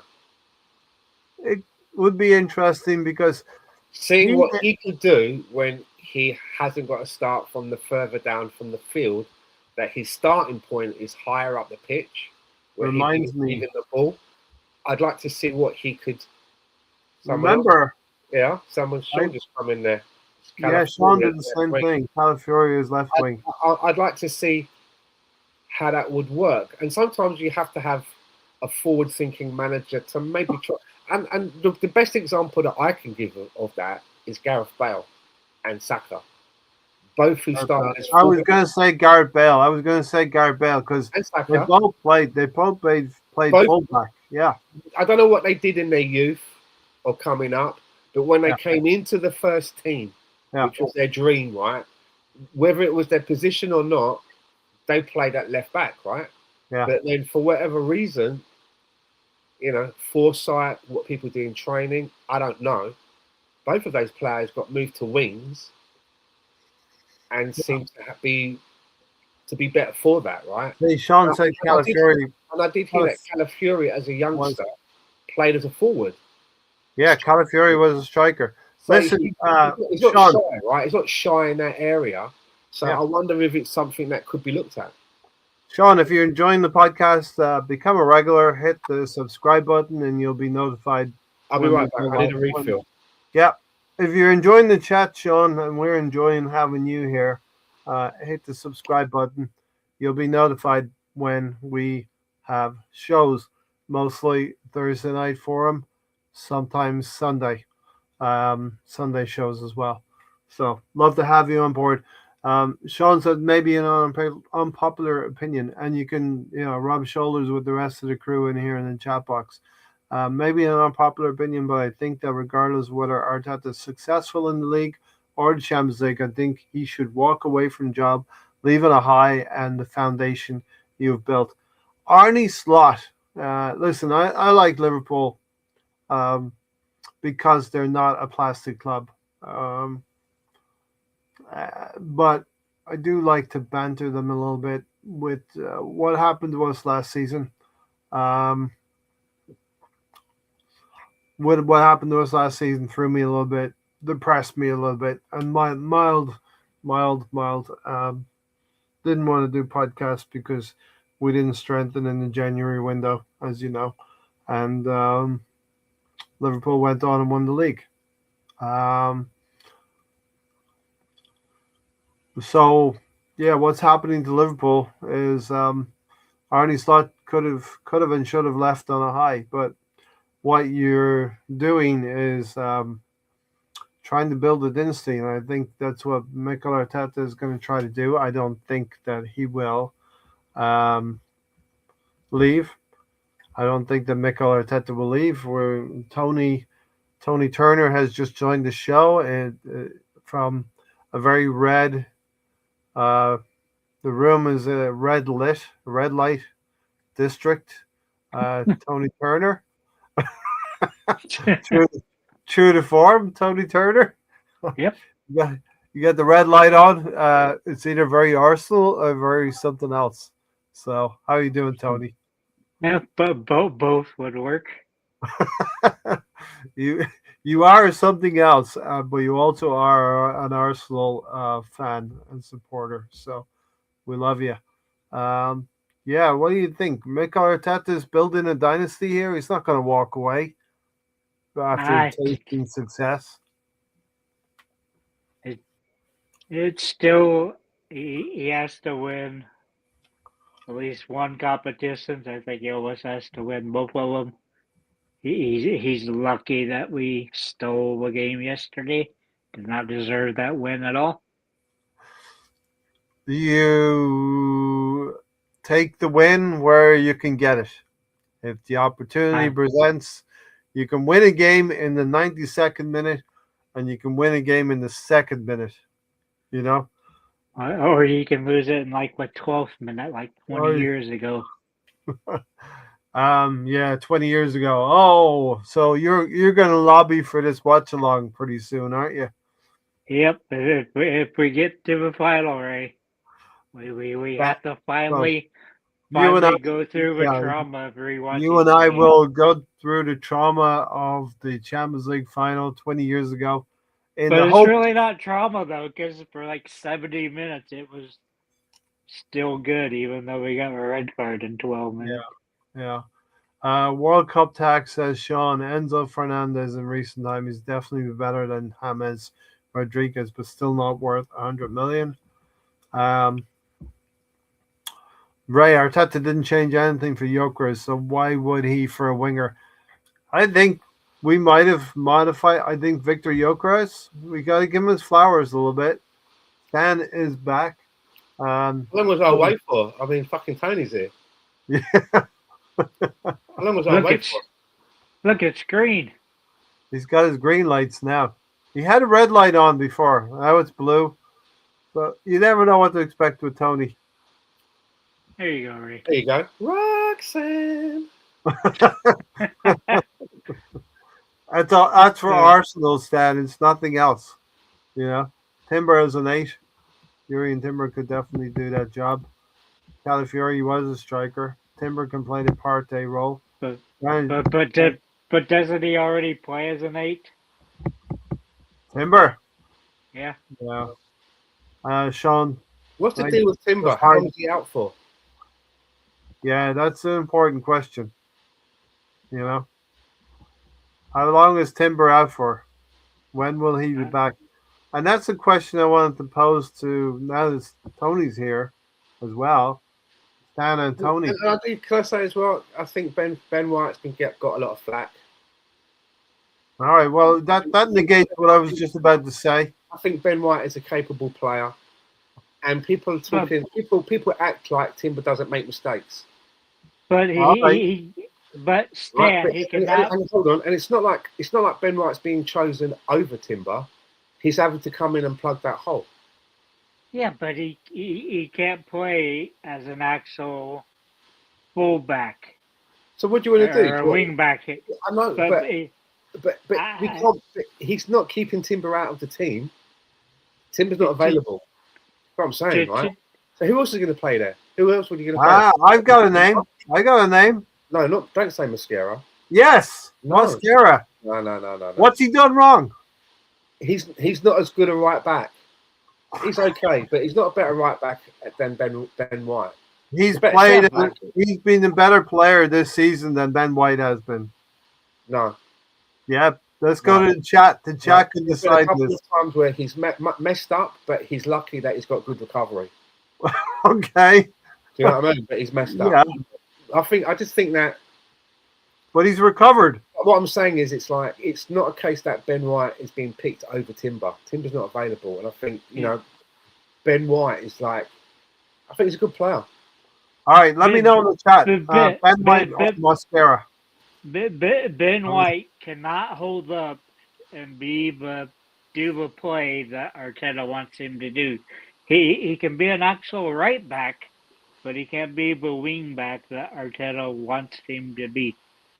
And look, if so, he's gonna be out 2/3 of every season. He can't hold up. He's our new Takahiro, our new Tierney. Hang on, Tony. It looks like you're in the strip club. It doesn't look like he's in the strip club. He is in the strip club. He's in Amsterdam. He's opened a strip club in his house. Tony's Ranch. There's a couple of poles there. Tony's Fluffy Bunny Ranch. Like in Nevada, where you can just drive out into the middle of nowhere, and then there's like a place. That's what Tony's running over there, man. Oh my god! I always wanted to go there just because it's out in the middle of nowhere. Just this. Tony plans. The mountain. You know what I mean? If the mountain won't come to Muhammad, Stan. Tony plans his podcasts. Based on my attire, my surroundings, your hats, your glasses, your slipper poles. I can make anything a prop. That's scary. Because I always need props. Don't let the hitchhikers that are locked up in the basement hit that. All right, let's get down to some serious Arsenal talk. Let me know. Stan quite likes Ben White. I think Mascara he hasn't done anything wrong for me this season, Stan. I don't think that what I'm saying is, right, if looking at a squad, if Timber is your number one pick at right back and he's not available, I don't think that Ben White is a huge drop off. Yeah, but who should be number two? Should it be Mascara or Ben White? For me? Mascara. No, for me, Ben White. For me. I just think Mascara is a more accomplished defender, can cover more ground. Obviously, he's made a couple of mistakes. I like Mascara as Saliba's understudy. Yeah, but then he doesn't get many games, and you want to give him some games. If Timber and Ben White aren't available, then put Mascara in there. I don't mind that. Do you know what I mean? Yeah. But if Ben White's available, I would pick him ahead of Mascara. I think he's got more experience. Yeah, but that goal against Southampton didn't look good. He's not. Yeah, as I say, he's going to have some bad. He's going to have a couple of. Mosquera hasn't had perfect games. Only time I'm It's playing. not like Mosquera has had some games where he's looked a little bit okay. It happens.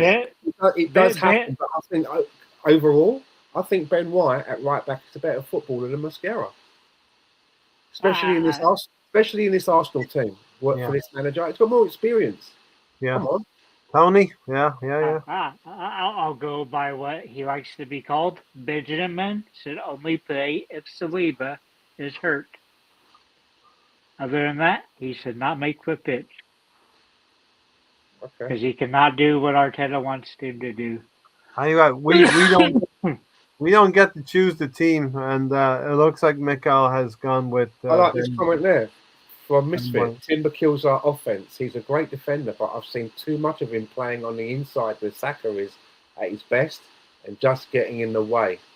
He is not a scoring threat in open play. I agree with that. I do agree with that. There were times where you could freeze a match, aliens would land. We've never seen the game before, and you put them in front of the TV, and you say, "Okay, who are the strikers?" You explain the game to them and the positions, and you go, "Now point at the striker," and they're all pointing at Timber, and you're like, "What the fuck?" Why? He could be instructed. A couple of times when a ball's come in, and you've got like Gyökeres is trying to jump up to head the ball, and right behind him, right there jumping up is Tim. Yes, I understand you to overload the box, but sometimes he does seem to get in the way. Yeah. Or, he's overplaying his part in that role. But that's instruction. That's not him saying, right, this is what I'm going to do. Because he probably didn't play like that much in Holland, right? So he's following his instruction. And it does seem to be like, do you remember I talked about this before? This is why I like Ben White. Ben White is more prone to go on an overlap. Yeah, with Saka. And Saka, if he's going this way, I wish I had a tactics board. Saka is coming to invert. Yeah. You can see what's going on. But when you've got Saka and Timber playing at the same time, and Misfit is totally right, they're both going that same way. They're both inverting. And if the ball falls to someone that's inverting, I'd rather it would drop to Saka than Timber. Because when it gets to that attacking sense of mind, that attacking sense of play, I want Saka on the end of it. I don't want Timber on the end of it. I don't want Timber getting on the end of it if Saka's not there. But if he's getting in his way, do you know what I'm getting at? And that's why I like Ben White, because tactically, it works, right? On that right-hand side, you've got Benjamin White, Tony, overlapping, and Saka coming in. And on the left-hand side, you can maybe say to Calafiori, okay, you invert. Benjamin. You know why he can invert on the left-hand side? Because Martinelli likes to play up to the byline. So that, again, it works, the pattern, right? You've got one, Martinelli likes to go. You can have Calafiori doing the bending, inverting. They're not in each other's way. All right. To me, it's not about, it's about symmetry and balance, right? Yeah. On the right-hand side with Timber, and Misfit's right. I like Timber. I'm not digging him out, but I've seen that problem where they're both making that, they're both inverting, and it's just too busy. Busy. Question: irrespective of the players we're talking about, Timber. I'm just an armchair quarterback, right? I don't even play football, so what do I? Yeah, irrespective if it's Timber, Ben White, or Mosquera, we're talking about. Do you both think we need to look at the right back position in the summer? Bring a player. We need to look at left and the right backs. Wow. Okay. I think that if, as I mentioned earlier, I was reading that Arsenal are now in that phase where even if they've got a load of money to spend, they have to do that juggling of the books where they need to get some money from sales. And I think Ben White would be a good candidate. I think Ben White is a player that could go to another team somewhere and be a first starter if he's healthy. Go to a Leeds or a Fulham. But Fulham tend to take a lot of our players. So be in a different league. He could be it could be abroad, right? But Ben White, and that's probably a viable way to bring some money in. And then obviously, if that happens, there would need to be someone that could come in and play right back. Yeah. Sean here says win the Premier League or the Champions League because this team needs to win something before we talk multiple trophies. Then go and get a manager who can get something out of this attack. We hope that the trophy was going to be the Carabao Cup that would start things off. I firmly believe we're going to be okay in the Premier League. Is Timber back this weekend? Tony, I watched that final last week. It's still heartbreaking. The Champions League final of 2006. Um, Ben White's fitness is being pushed, says BX Gunner. White is one game a week kind of player right now. That's probably true. Um, I think the Dan summer. has had to join us if we do that watch along, right? Yeah. Who's gonna? Dan needs to.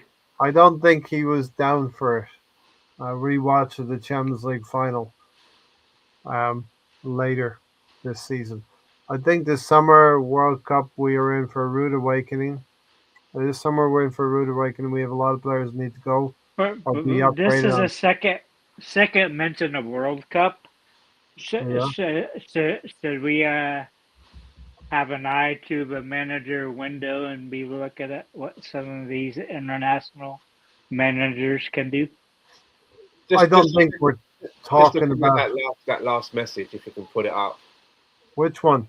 The last message, the last chat you just put up. Zinchenko and Reece Nelson and There was a name there that brought a tear to my eye. That some of you that may be new to the channel, there's a name in there that brings a tear to my eye. I was a big Teabag fan. Teabag. Everyone Where's Gary? Where is Gary? Come on. I was a big Teabag fan. Gary's just a pop-up. He was like, do you know, like how everyone was like, you know, when like Gyökeres was going through his really bad patch, and everyone was going like, this won't pass to him, and they were coming out of all the excuses, and I was going like, I just don't think he's good enough. Looking back now, that takes me back to the days of Teabag. I get it now because at that time, I really wanted him to do so well. Kind of get in the same league as well. If people don't know I'm talking about, that you're new to the channel, Teabag is Fabio Vieira. Yeah. And the reason that I call him Teabag is that he looks just like the actor that played Teabag in Prison Break, Theodore Bagwell, known as Teabag. Spitting images. So much so that I think, who was it that sent him a tweet and they called him Teabag from the team? Remember? Mm-hmm. And he was laughing with sunglasses on. So someone else they've has obviously seen it. That's how much he looks like him. So that's why I call him Teabag. But I wanted Fabio Vieira to be like so good for us, but it just there were flashes of it, weren't there? Goal against Barcelona, Brentford, yeah, but not enough. When Ben White is in, Saka does better, but he's a defensive liability now given his fitness. Don't know why we got Isabella Soprano. Maybe that's Tony. A reference to Tony's red light. I don't know. Would you like to see? Who would you like to see come in as Arteta's replacement? See, listen, if is that where we are? It's not there. If Arteta delivers the Premier League title, and here's the thing, Stan and Tony, at the beginning of the season, if I told you we'll win the Premier League, you'd have taken that, right? Yeah, absolutely. Nope. But we went so far in the Carabao Cup, we went so far in the FA Cup that the last couple of weeks seems like a little bit of a hit we've taken. You know what I mean? If you said to me at the beginning of the season, right, we win the league at the end of the season, and I go, okay, and then I say to you, how did we get on in the Cup, say? And you go, well, you lost the final of the Carabao Cup to Man City, yeah, and you went out in the quarterfinals to Southampton, yeah, and I'm like, and what happened in the Champions League? And you went, and you got to the final, and I'm like, but I won the Premier League. And you went, yeah. I'd be like, okay, where's the champagne? Yeah. I wouldn't be like Stewart's Inquest. We did what now in the fucking final against Man City for the Carabao? Do you know what I mean? Yeah.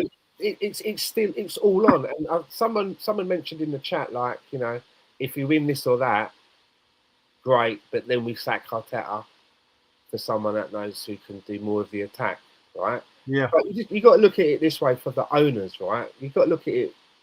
Be Mr. Spock in fucking Star Trek. Because the logic of it, right? For me, is just like the amount of money, right, that the owners have invested now into this team. And I know there's like dividends with banks and blah blah blah, but on the face of it, Mikel Arteta hasn't gone wanting when he's wanted to make moves. Do you know what I mean? He's been the able money's been there. to go to Chelsea and go, yeah, I go. He's over 50 mil here for Well, like Oliver Glasner, yeah. Here's like 50 mil for Madueke. He's 45 for Jesus. He's been able to make moves, right? You know what I'm getting at? He's made some moves. Yeah. Right? Yeah, there's been some little moves for 7 million, 8 million or whatever, but you know what I mean? Gyökeres, 69, there you go. We've been able to make he's been able to make moves, right? So if he manages to get us over the line this season, he's paid off his investment. He's not going anywhere. Because I understand that his contract talks are just coming up now, right? Apparently. His contract talks are coming up now. They're not coming up at the end of the season. They're not like we'll talk about it. They're talking about it now. His contract. So what does that tell you? That tells me that if they didn't want to, they're already talking about keeping him, and they're not even waiting to see what the end result is. You know what I'm getting at? We're rubbing shoulders. Like, well, we get to the end of the season, and if we win the Champions League and the Premier League or one or the other, or blah blah, well, hey, they're talking now. So what I'm saying is, right, if you think that even if we might end up at the end of this season empty-handed, that's going to be an automatic sacking offence, that may not be so. We are seeing an Arsenal team. I agree with you, Stan. We're seeing an Arsenal team that are rubbing shoulders with the best in Europe now. He's a manager. Mikel Arteta has made mistakes, but he's a manager who can. Simeone can go up against Luis Enrique, maybe get found out, right? Up against Hansi Flick, and definitely up against Company, Vincent Company. So, Tony? You have to ask yourself 2 questions. Has he delivered enough with the tools that he was given this summer with Berta? Berta gave him everything everybody wanted, plenty of depth in every position. And you got to ask if somebody can make more of a team than what Arteta can. And you also got to say, is Arteta only a league manager? That's why he does good in the first part of the Champions League, does good in the league, but not bringing us any cups because he's just not good at knockout football. We've seen, as I said, on quarterfinals, semifinals, finals, multiple times, and we only got that one trophy. And he builds a full team in all those competitions. He hasn't until this season done much substitution, and he wouldn't have done those substitutions if Berta didn't go the extra way. But at the end of the day, I stop to say, is there somebody that can deliver more with the tools that Berta will give them? So that is a dangerous thing because you ask yourself if there's somebody who can do better than what he's doing right now, but you don't consider that you bring that person in and it could actually go backwards and get worse. You know what I mean? We always want to consider, is there somebody who can make it better, who can I just say as well, what I just said, the scenario that I just said, that's not necessarily what I would want, but I'm saying if you look at it just from the owner's point of view, if they're already, I remember reading something today and I just saw the headline talking about something about Mikel Arteta contract negotiations. So I'm thinking to myself, okay, so we've not even got to the end of the season yet. Yeah. You know what I mean? Like, you've got some fans that are going, well, if he ends up with nothing, he's got to go. Well, to me, if they're already talking, if that's out there, that contract negotiations are being discussed now, that tells me that that's not a criteria of the owners. Do you know what I'm getting at? Otherwise, it would be contract negotiations would be starting in the summer, right? After we can see where the dominoes fall. So maybe the owners continue, win, lose or draw, that Mikel Arteta is still the way forward for Arsenal. Yeah, but you But then I would also also say that if we did end up with nothing, it's like there's only can you get the players up for it again? What more can you say? and You know that's what a I mean? big How many more problem. excuses have you got? Are you to Mhm. be able to keep Saliba? Are you to be able to keep Saka and some of those other players? If Well, you we don't hope get it's any hard. I think silverware, they've signed contracts recently, so even if they do go, they'll go at a price that we want because they've all recently just signed all the big guns. And here's the dangerous thing. We as Arsenal fans, okay, we only maybe sometimes we only see the things that we can't do. We're not playing well enough. We can't score enough. We're not playing fluid enough football. We don't look at the things that we are good at, and you have to step away and say, look at it from a distance, and maybe say, we're a bloody good team. We're one of the best teams in England, and we're one of the best teams in Europe.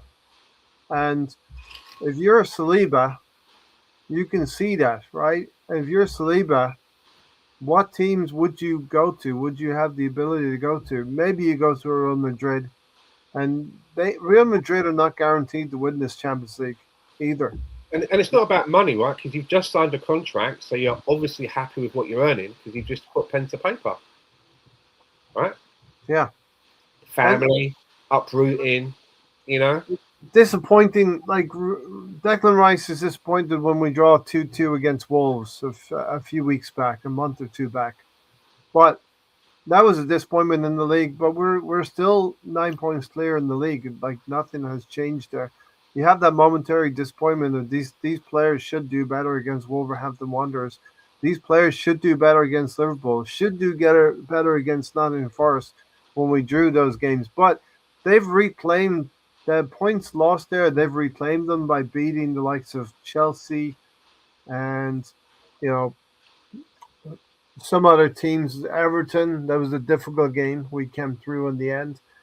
So there's going to be ups and downs in the season, and I think you have to look at it on and a consistency that we have been consistent in the Premier League. We are one of the better teams in Europe. Now we could but we are who we are as well. I mean, Mikel Arteta has molded this team to be very tough, controlled. We play a lot of controlled football. It's not very attractive to watch sometimes. It can be a little bit tense. most of the We time, are, we are getting the results. Yeah, we are getting the results. And, this season in the Champions League, this season is going to come down. It looks like Atletico Madrid's going to go through against Barcelona. It looks like Bayern Munich are going to win and PSG are going to win. So we're going to play us as maybe a defensive team are potentially going to play another defensive team in Atletico Madrid with Simeone, and we have a great opportunity to get to a final. When we get to that final, if we get to that final, we're going to play a PSG or a Bayern Munich, and we're going to have our work cut out. But it's not going to be over two legs. It's going to be a one-off game in the final. I think that's hey, important watch as well. that. Oh, I'm sorry. Well, It's going to be a one of us, single. It's going to be a well, single game. one of us already got a leg off, right? So Uh, It just yes, seems that for everybody that's out there, we've got the worst forward line, right. the least Um, potent. yes. And So we're and going one, to have to. and one of those reasons is because Saka, if he's not available, then he's not producing anyway. Do you know what I Yeah, mean? yeah. We've lost that edge there, and we just don't look as potent in our attacking areas as a lot of other teams in the Champions League do. Yeah. And it's going to be a tense. These games are going to be tense, and they're going to be games like the game against Sporting um, Tuesday night. Where we hold on defensively, the defense hold on, and we nick something on at the other end. We're not going to turn into a PSG I'm or not a sure how Bayern. long my heart can take that. Yeah, but you know that we're going to play. Okay, potentially we get through Sporting. Constantly watching David Raya tipping it over the crossbar and just fucking hell. hitting the side netting and that. Do you know what I mean? And then in the fucking 91st minute, it's like boom. I don't. It's good, but it's like, Yeah. it's like I my head's getting grey as it is. It's like, some people say like there's going to be a difference in the fan base thinking. I'd rather play Barcelona because it's going to be an open game and they're bad defensively. I don't want to play Atletico Madrid, or they're going to say I want to play Atletico Madrid because we have a better chance of beating Atletico than Barcelona to get to that final. yeah, I think I would rather try Barcelona. Yeah, and they've got. I saw Rashford missing a couple of chances. Rashford not been really tearing it up. Get through a couple more comments. They Timber play with two up top, don't they? For at Atletico, it's Griezmann. yeah, fucking frightening. That's frightening. Griezmann and Alvarez. Yeah, that's frightening. Listen, this is where we want to be. We wanted to be in the Champions League. We have to accept that they're going to be gold star games. These are going to be the biggest games of. The quality of these games will probably be better than the World Cup, than the best games in the World Cup. You know what I mean? Because the Champions League is the best talent from all over the world. Steven said Timber kills our offense. He's such a great defender. He's a great defender, but I've seen too much of him playing on the inside where Saka is at his best and just getting in the way. He's not a scoring threat in open play. There's a quick solution to that. Such as? Play Ben White. No. Saka becomes your number 10. Saka becomes number 10. He's dabbled with that. He takes Saka's place. Arteta's dabbled with that. A new person. Dowman. Yeah, all right. I know it'll be somebody else, Tony, but could you give He's like, I'm like, who takes Saka's place? A new person. Can I get a fucking name? Dowman. How about Dowman? Or Tony. Tony? You could. It would probably. It would begin with an R and be a Brazilian player. Ronaldo? No. He's an Arsenal player, though, right? Begins with an R. Yep. His last name. Too much. Who is it? Who? You're acting like it's one of the wingers you wanted before, Stan. Oh, I'm talking about within the team. Rodrigo. Within the team. Yeah, not Rodrigo. I'm thinking who? I said if you're going to move Saka to the number 10, who takes his place in the team from what we have? I'm asking you. Who you put it there? He's playing on the right. I'd probably go with Dowman. Really? Yeah, I would go probably with Dowman at this point. You could do Dowman. You could do Madueke. One of those two, right? That's basically. Who would you go with? I'd go with Madueke. I'd go with Madueke just because he's a little bit older. You start with a Madueke with the option of bringing Dowman in, maybe, right? Yes. And as he was healthy, you could always go. Sean would like to see Raya, Mosquera, Saliba, Gabriel, Hincapi. Hincapi's been injured as well. Rice, Timber, Eze. So he's putting Timber in midfield, I think. Saka, Calafiori, and Gyökeres. That is a mixed bag of players there. Healthy White for me. As much as we're thinking about it, I just Mikel Arteta's not gonna wake up and go, you know what? I'm gonna put Calafiori next week. Yeah, tactical. As much as we want to do that, we'd like to. That would be like Emil. Remember he did Emil Smith Rowe in the semi-final of the Europa a few years ago as a false 9. But we did have injuries. To Tony's point, Andrea Berta has provided Mikel Arteta with a squad now that he can use, and he has used pretty well through the season. We're going to grumble here and there about some minutes, right? Okay. But You look at somebody like Arne Slot, they've had injuries and they've struggled this season. When you have a squad that can withstand the rigors of a season, that's what you need to use it But to the best of your ability. but a bad part of it, right, is you're gonna probably end up with 6 players, maybe 7, that have over 5,000 minutes. Yeah, well, And you know what happens in just a few months' time? It's World Cup. So those we've been guys that are talking be about it. playing, Yeah, those guys that are be playing, and Arteta will put them right back into the team. So you're gonna have a bunch of that's haggard players I to meant. begin your next season. We did talk about that earlier with the World Cup, a short preseason, and we don't want to do what Liverpool are doing this season. Next season, we don't want to do what Liverpool are doing. We'll take what Liverpool did last season, win the league, and go further in the Champions League. Um, if Saka starts at right wing, then White needs to be right back. So there's quite a bit of Look, can I tell you what my biggest problem is what. with the team at the moment and the manager for me this season?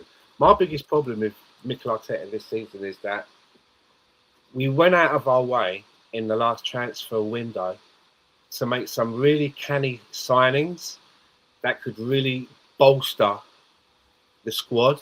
Yeah, So that we'd never have to find ourselves again being in a Champions League semi-final against PSG and having to look to the bench and thinking, well, those 3 kids are never getting on.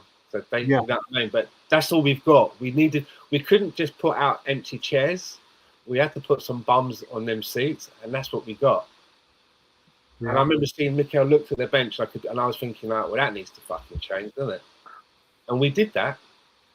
We went out, and I think one of the reasons that we got so much praise from Arsenal fans and even from the outside, because it looked like that Arsenal have really gone and addressed the problem, which Yeah, is but probably holding them back, having a small squad of talented players, but those players are at an age where physically they're going to get blown out because they can't go through, on all fronts, and there's going to be injuries, and then there's not enough quality to come in for those injuries. And it seemed like we'd addressed that. And my biggest gripe is, as much as we addressed it, as I've watched us manage games throughout this season, it doesn't look to me that Mikel Arteta is using that benefit.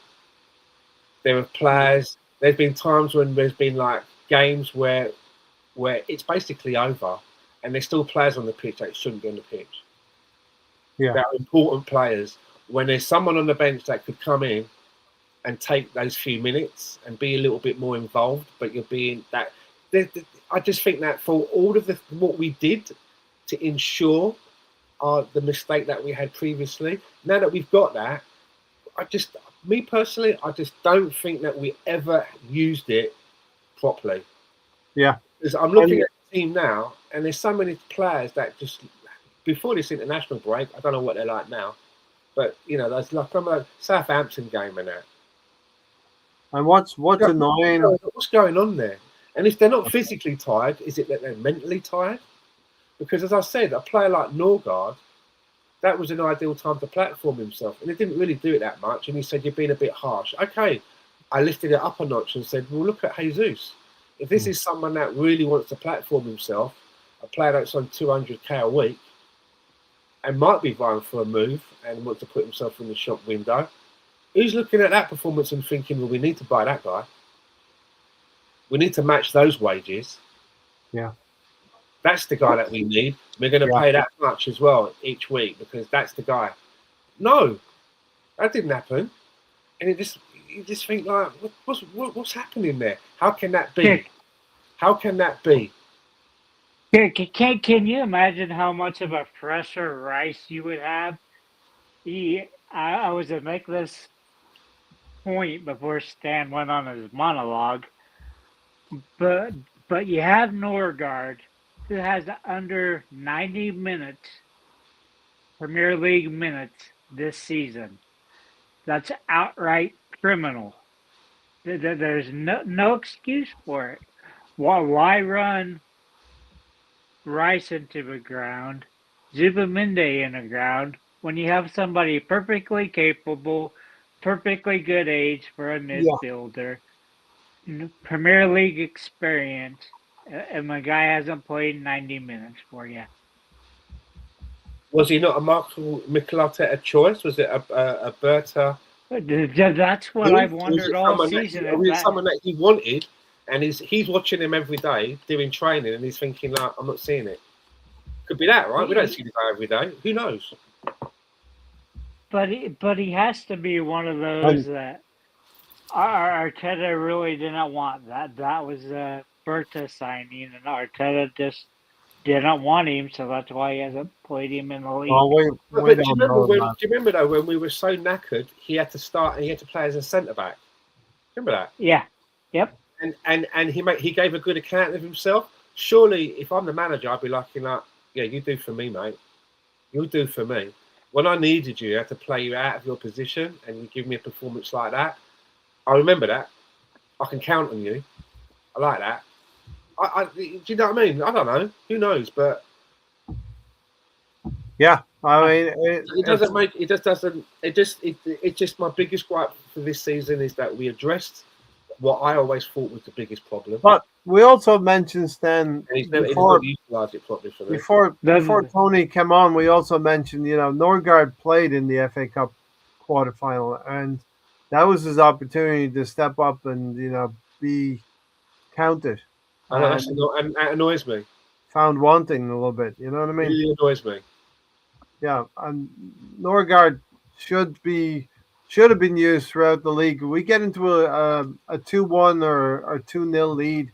Norgard is the perfect player to come on for 20 minutes, take Declan Rice off for 20 But minutes. that's what gets me. He makes all these defensive substitutions, but he doesn't bring on But maybe Norgard. right That doesn't make any sense.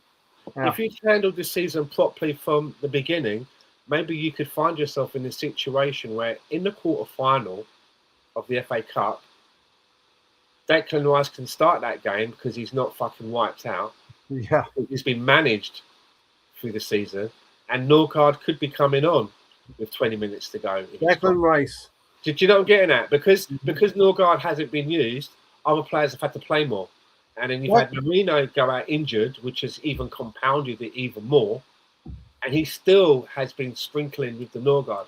I'm not saying it's about Norgard. What I'm saying is it's like we made these purchases to make sure that we had enough. Yeah, And then when it's really and then you go and put Ethan Winery out on loan. And I'm like, I would have said the conversation should have been, boss, I want to go out and loan and play every week.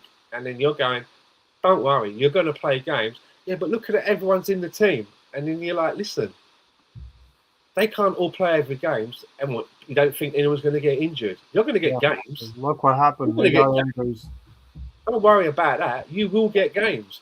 You're just not going to know when or where, but it's going to happen, and it's going to be for a sequence of time. So you need to be ready. That's the conversation that you have. Yeah. Like, yeah, go on and go out and loan, and then injuries come, and now you're trying to put square pegs into round holes, and you know what I mean?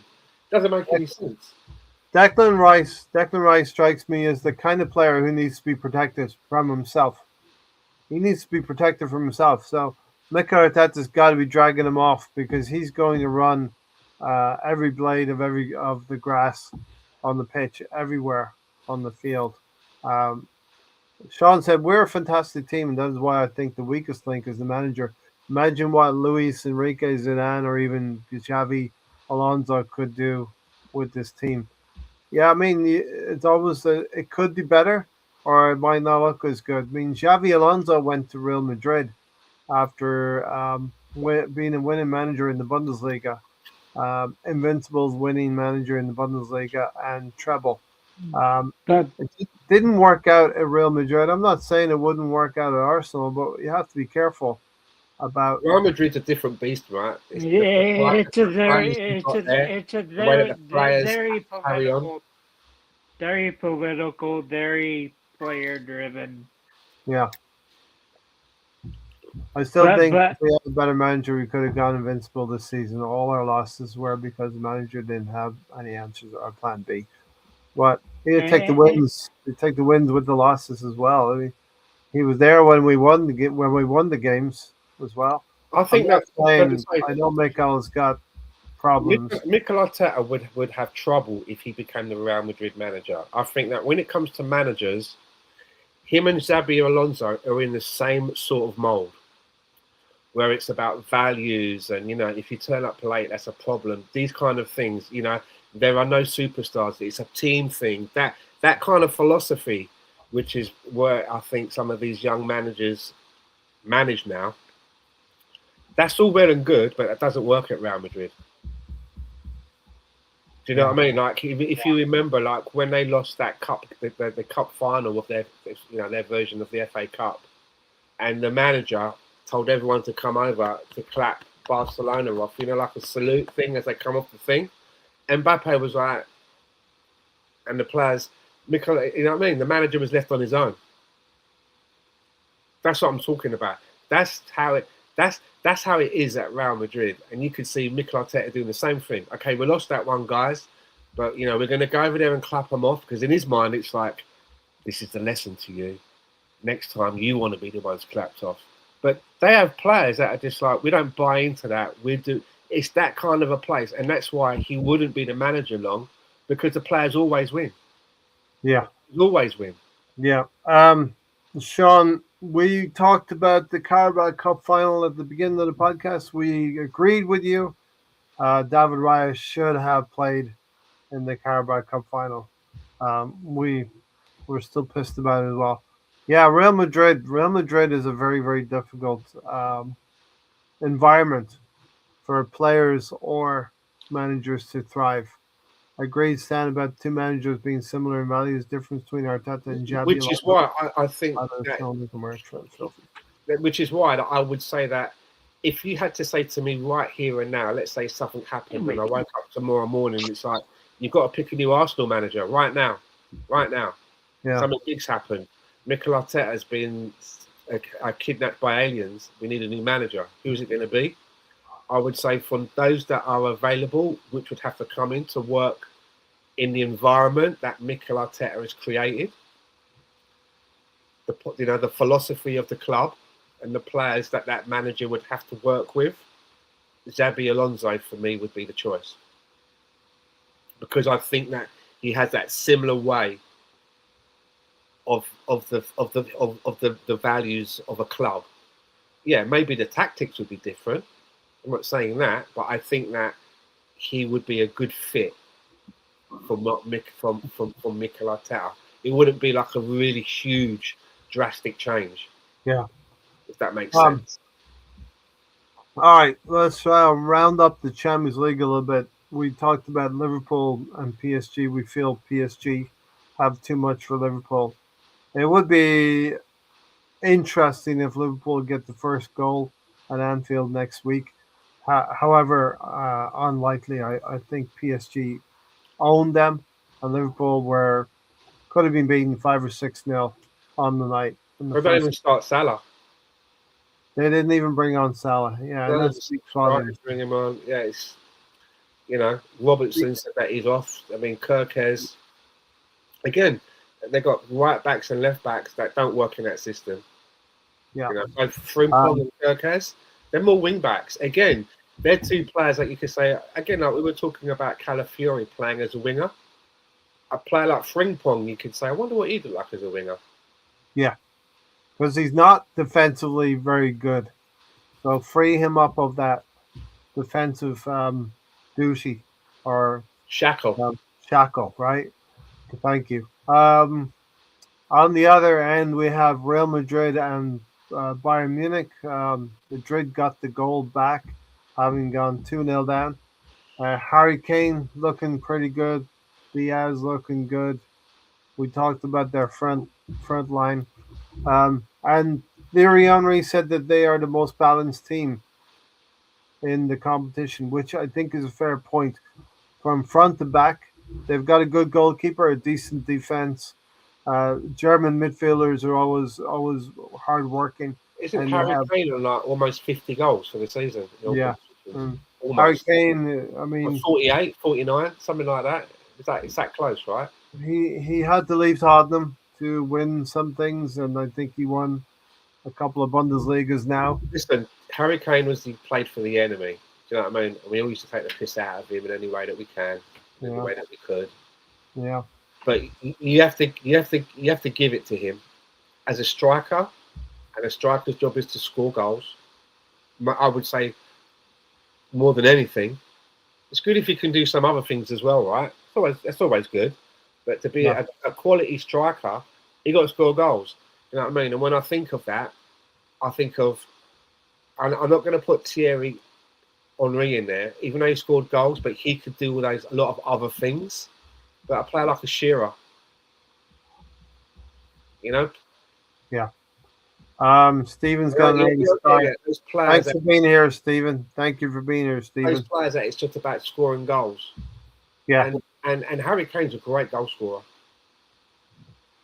Yeah, we're on every level, even at international level, club level. He's moved to another league.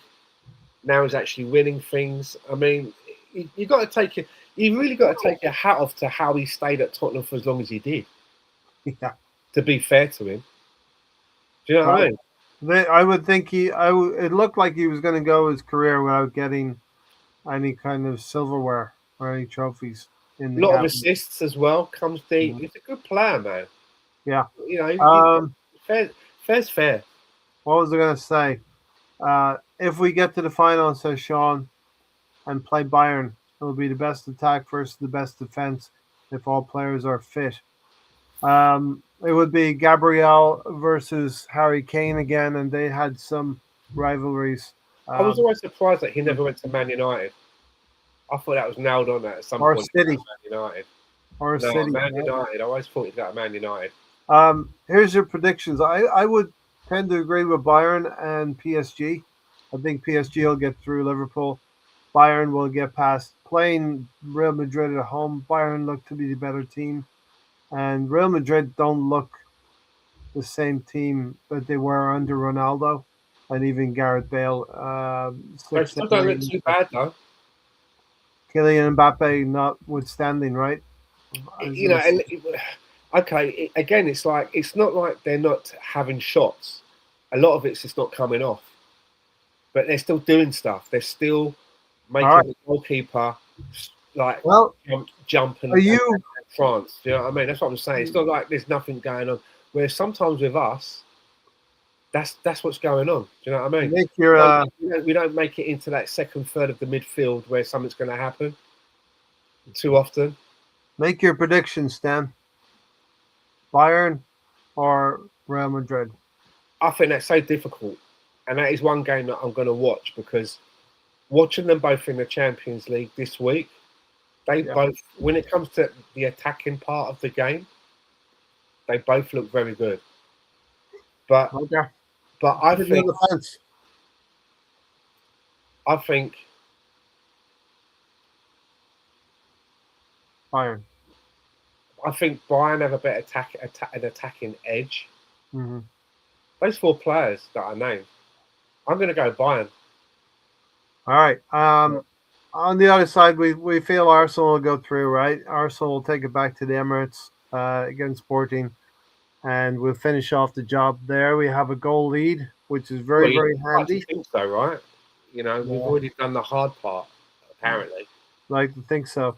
We can't think. They can't think like we're thinking. They can't think that we're in the semifinal already, because that's kind of what we're thinking. We're in the semifinal already, and we're waiting for Atletico Madrid.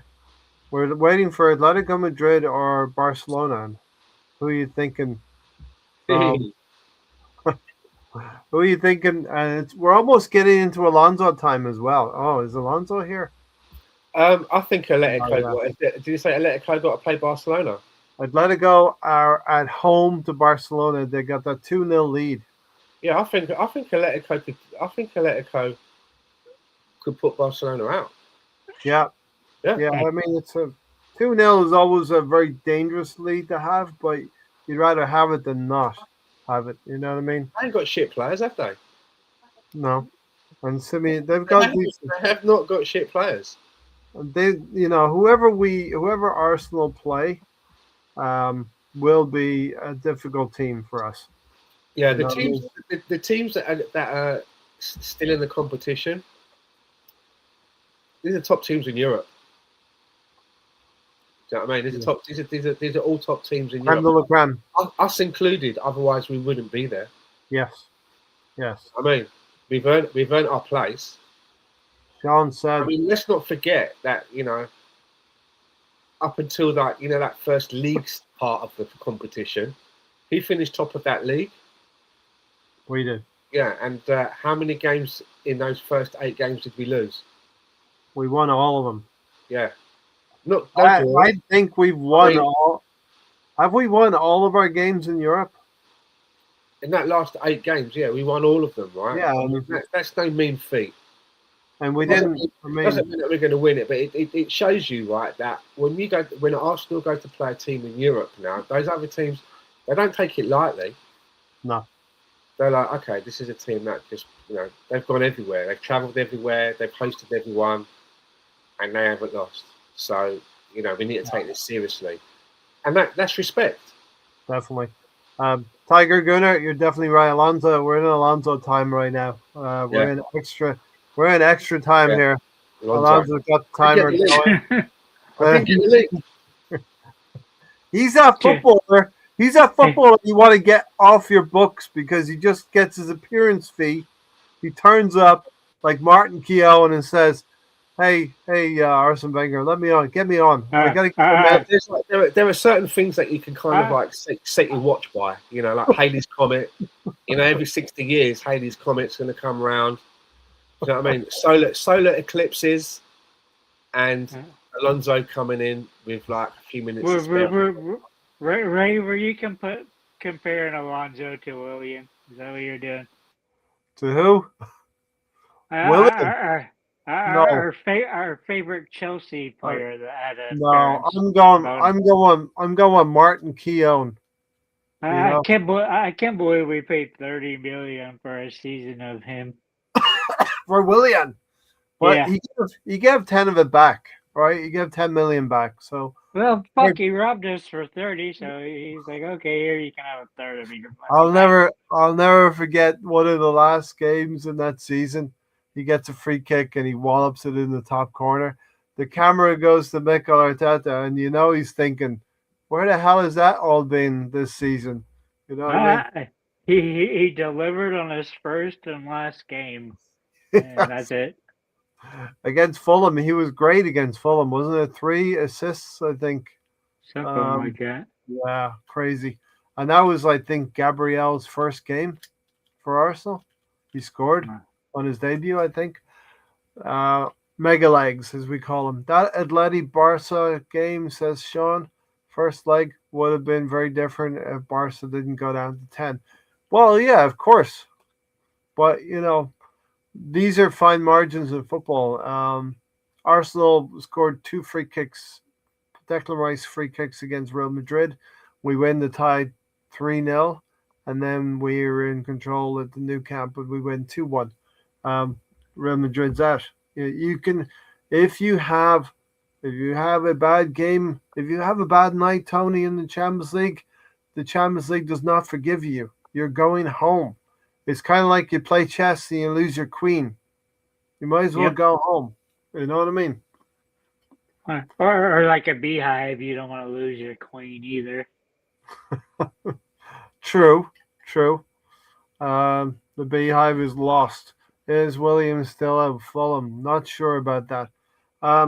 Anything else on the Champions League, Tony? You and I have enjoyed talking about Champions League over the years. We are waiting for our moment in Europe. We're waiting for the time when Arsenal will be there at the last kick of the football, when that referee blows his whistle 3 times and Arsenal are champions of Europe. We're waiting for that.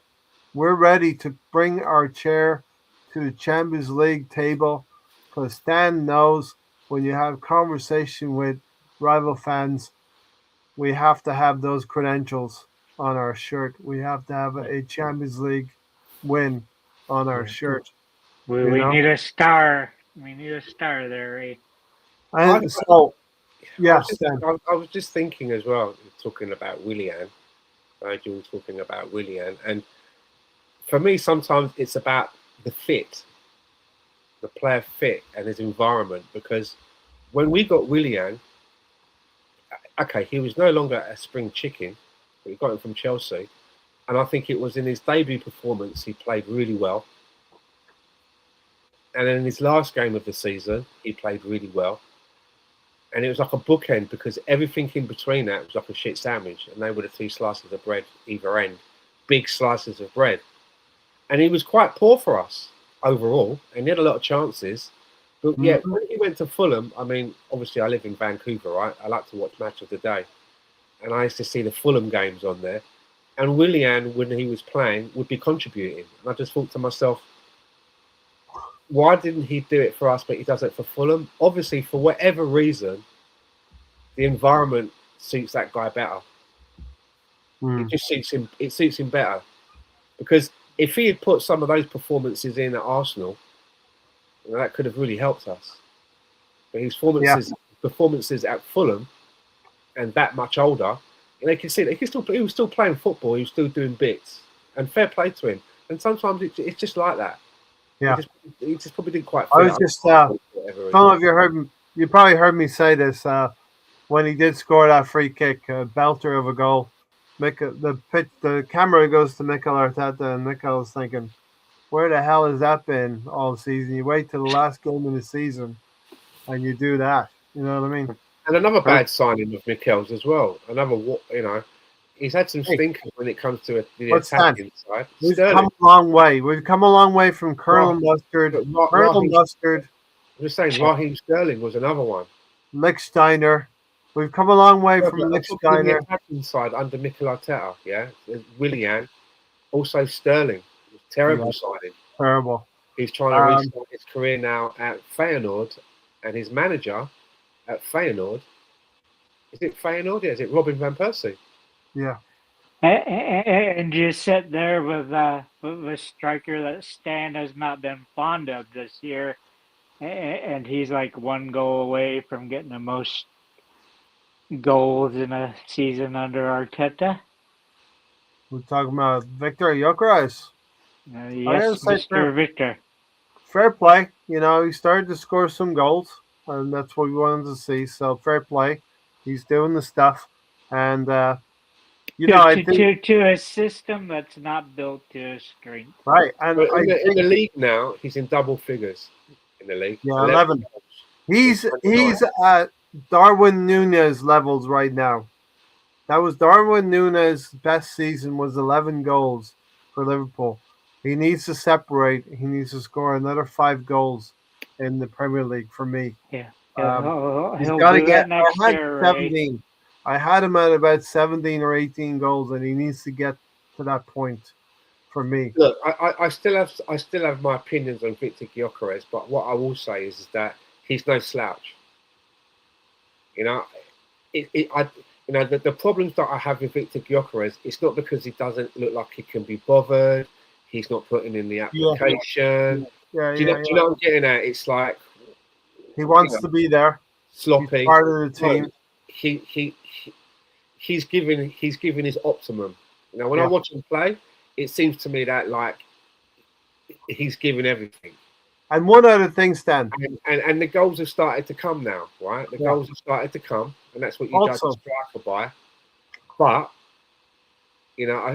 I'm not saying what I was saying about Martinelli earlier like when I was talking about the left hand side and him and Trossard, and I was saying like I still think there's a place for Martinelli in this squad, but I would like us to bring in, you know, better. get rid of Trossard, sell Yeah. Trossard, whatever, but bring in someone that Martinelli is competing with. I'd like to see a similar situation in that area where Gyökeres is, where Yeah. we get rid of someone like Jesus, and we Gotta bring say, in one, we bring in someone like an Alvarez, and now you're looking at, well, okay, you've got an option now of Alvarez, Gyökeres, Havertz, Marino. and all. And as I was about to say, you've also got that sneaky card of Marino. In a pinch, yeah. So I Um, mean, for me, that would be I could handle that. yeah, that'd be all Yeah. right. And we get a premium striker like Alvarez. Respect to Gyökeres of going back to his club that he was with last season and not giving it large when Arsenal win and being respectful to the fans there and the environment that he was plying his trade in for a couple of seasons. So respect to Gyökeres for that. Um, would you? So real quick question, Stan. You can either have. I'll give you right now the Premier League or the Champions League as a certainty this season. Which one are you taking? Well, As for Sean me, asked. you Yes, know what I'm going to you. say. And what I'm going to say is unpopular, but I've seen Arsenal win Premier Leagues. Hmm. And if it meant that we finished second in the Premier League and we lost by 1 point and we won the Champions League, I would be ecstatic. Yeah. I know that a lot of people feel that the Premier League is really important, but you asked me. So this is my selfish answer. You know, I've supported Arsenal from the late to late 70s, mid to late 70s. I've seen us win leagues, but there's sometimes when you're talking to other fans, right? It's like when you play golf, unless you get that green jacket at the Masters, only some people get that jacket.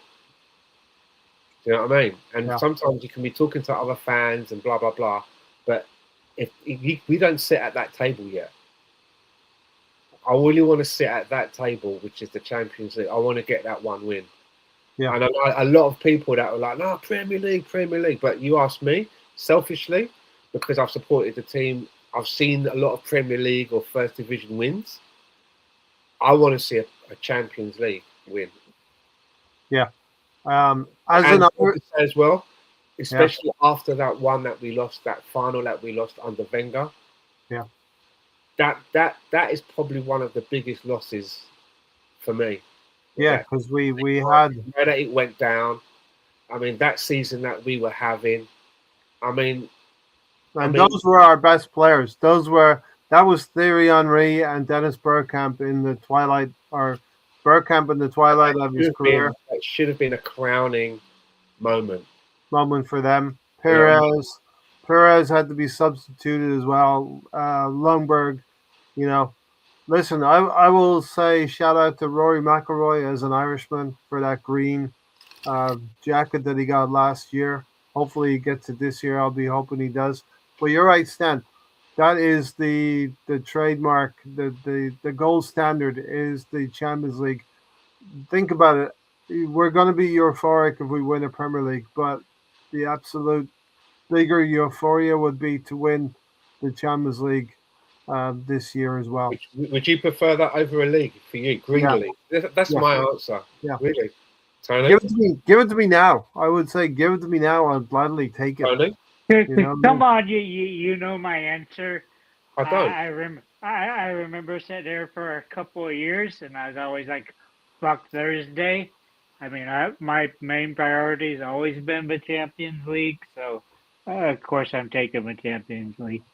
Okay. Yeah, look at that. The three of us united for once. Exactly. If Alonso's here or Gary, they would pick something different. Maybe I don't know.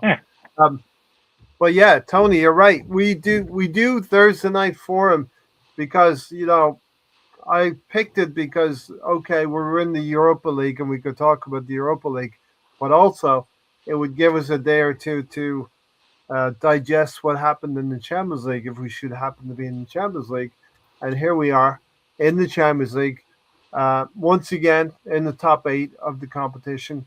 Hopefully, we can make it top 4 and we can get to a final and do something even great this year in the Champions League. That would be fantastic, wouldn't it? Yep. We usually are out of here pretty soon. We'll spend just about 5 minutes. Dan, What's for you're out of here soon, and what's for dinner tonight? What's my dinner tonight? I think I've got some sort of stew thing that's in the slow pot Do cooker. thing. Some rib thing. I don't know. But Meat and potatoes. I just want to say, with that, now that we've got that second leg coming up with Sporting, Yes. as I say, I've got the impression on social media, because I didn't watch the whole game live, that people saying it's a boring game. We scored one at the end, and I watched the long extended highlights and thought we had, a lot of attacking opportunities. But then, if the people on social media were right, then if you're the Sporting team, you'd be thinking to yourself, "Fuck." Do you know what I mean? We had a go at them as well, and then they have that quality that in that last minute they can do that. Fucking hell, do you know what I mean? And now we've got to go to their place. Yeah. Now we've got to go to their place because that goal, that whole sequence of that goal was superb. Yeah. Seriously, that's one of the best team goals that I've seen us score in a while. Because when I say a team goal, it wasn't just down to one person. Martinelli had to do his bit. He had to do his bit, and it was quite Yeah. a big bit. And then when he put that ball in for Havertz, Havertz had a lot to do as well.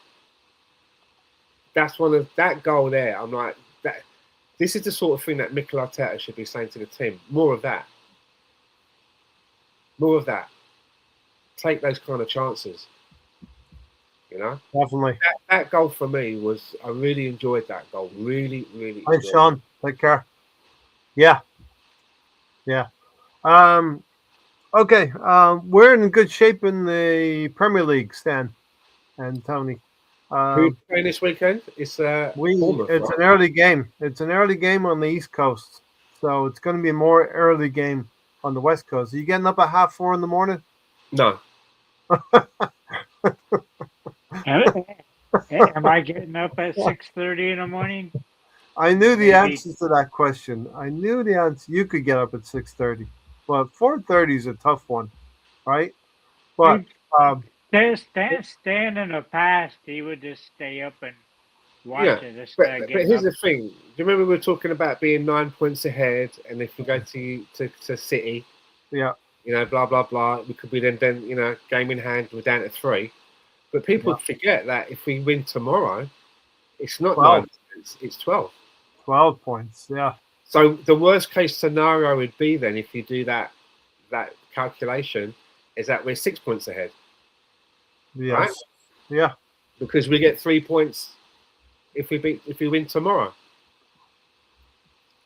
Yeah. Is it home or away? Remind me. We are at home Okay. to Bournemouth, and it's Yeah. Saturday morning, not tomorrow.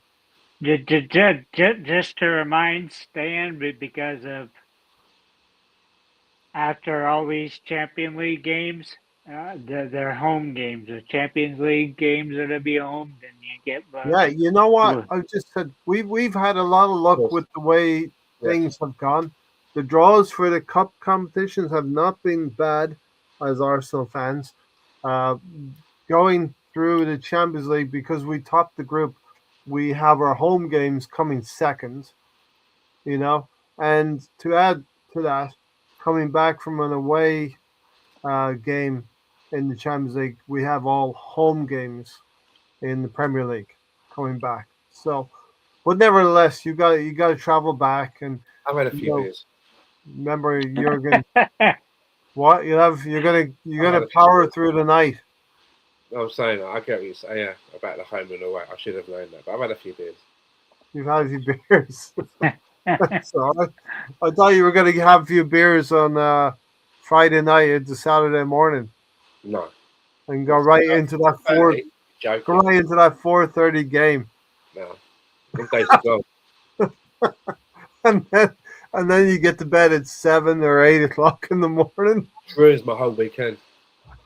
It's not worth it. Uh, um, Bournemouth are unbeaten in about 12 games, but they've drawn about half of them. That doesn't worry me. I think we can. I think this team has shown that they're ready to go again, and they can take this opportunity. So close now, right?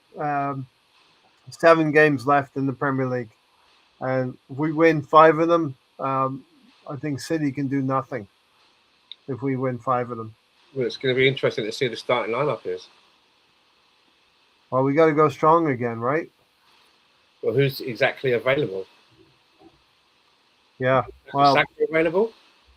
Saka may not be available, And and even if he's available, do you pick him? Timber might not be available.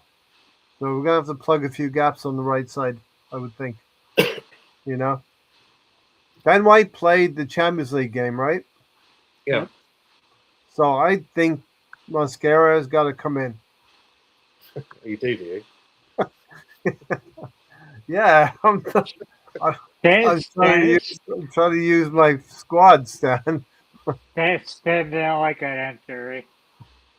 You disagree? You're gonna put Ben White back out there, Stan? Yeah, Benjamin. it's good to go. Yeah, Okay, It's all it's good to about go. Benjamins for Stan. Tony, what have you got? Uh, not much. Glad we're where we're at, but I still feel like somebody could have got more out of the tools that Arteta were given. I just don't feel like we've Tony, will you be done happy enough. if we win the Premier League? Tony, will you allow yourself to be happy? Okay, Of course, I'll allow myself, but I'll still be he's, wondering he's what starting on if. the left. What's that? He's starting on the left. Here's your choice: is it Trossard or Martinelli? Because they're both fit. Seems. Trossard, because he Oh, plays better with you're talking about left Gukaris. back. Yeah, I'd go with Trossard if he's fit. Trossard does Really? better with Yeah. Gukaris. Yeah, Why? Well, we because talked he about does better with Martinelli. Gukaris. We Okay. talked about Martinelli and having difficulty in the Premier League. So I think Trossard's a better player and can pick a better lock picker.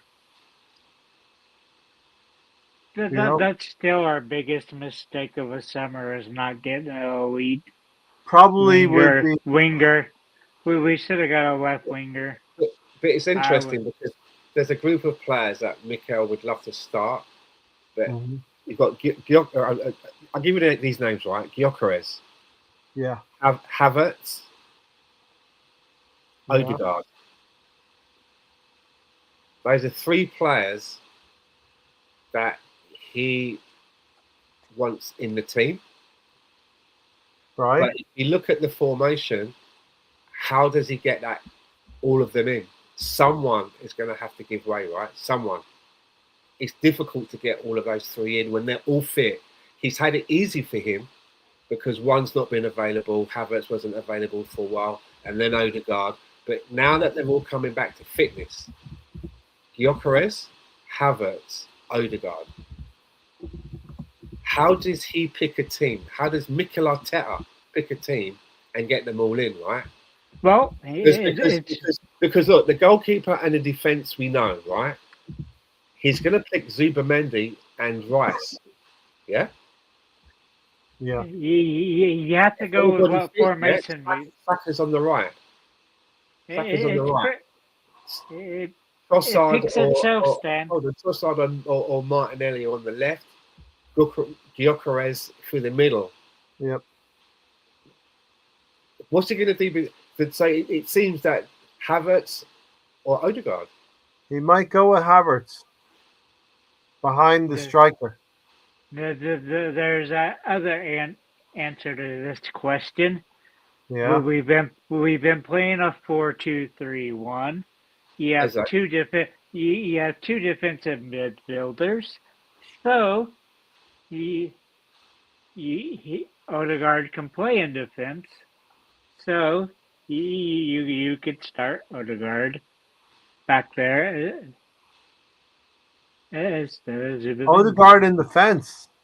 No, not defense, as your defensive midfielder. Oh, You're it's a 4-2-3-1, Ray. So Tony, we're playing both your Bournemouth. Tony, both your midfielders are gonna be. all right, but we're gonna play Bournemouth, Tony. And there are no mugs. There's no mugs in the Premier League. I don't think. Dan asked how you could fit those three in there, and that's how Right. I'd fit them in there. So Okay. boo, Oh, boo on you, Ray. So who are you leaving out? Nobody. You Zubimendi. play all three. Zubimendi is the Zubimendi, one out. Rice, and Odegaard. No, you take Zubimendi out of it, and So you yeah, have that way you have Kai and you have Odegaard. I just don't see the You, manager doing that. me neither. It's, With it, everyone, I you can didn't. see You with everyone fit, with everyone you fit, the three midfield, Zubimendi, Rice, yeah, and then now there's the Harbour, problem. maybe The problem Harbour. Stan, is Havertz, Stan, Odegaard, you, or Eze. you asked what we would do, not what the Harbour, Odegaard, manager would or do. Eze. Eze's injured, I think. Maybe Odegaard's injured, isn't he? Is it? I think I'd definitely pick Eze if there was no injuries. I'd pick Eze. You know, No injuries if there was no injuries, I would pick Eze. Yeah. over Havertz and Odegaard. Yes. That's a big shout, mate. Yeah. Yeah. Fucking ballsy. He's been good recently. Before he got injured and before the Carabao Cup, he was coming back into form. Eze was playing well. Just You know, because we've had all these injuries in the midfield, how big of a mistake was it putting Waneri out on loan? Because it was bad. It was. I mean, it seemed like the right thing to do at the time, but then we got injuries right after that. You know, Yep. there's no way you can say Mikel Marino was. You could see that he was going to get injured. There's no way you can foresee these things, in my opinion. You know, um, I would have loved to have had a clause in the loan, and maybe it's possible still we could recall him back anytime that we felt necessary to But that recall. never happens. I mean, our Arsenal never insert that. Not too No, many teams The no, do. last time I remember that happening was with Francis Coquelin from Charlton. yeah, we're too nice. We're too nice.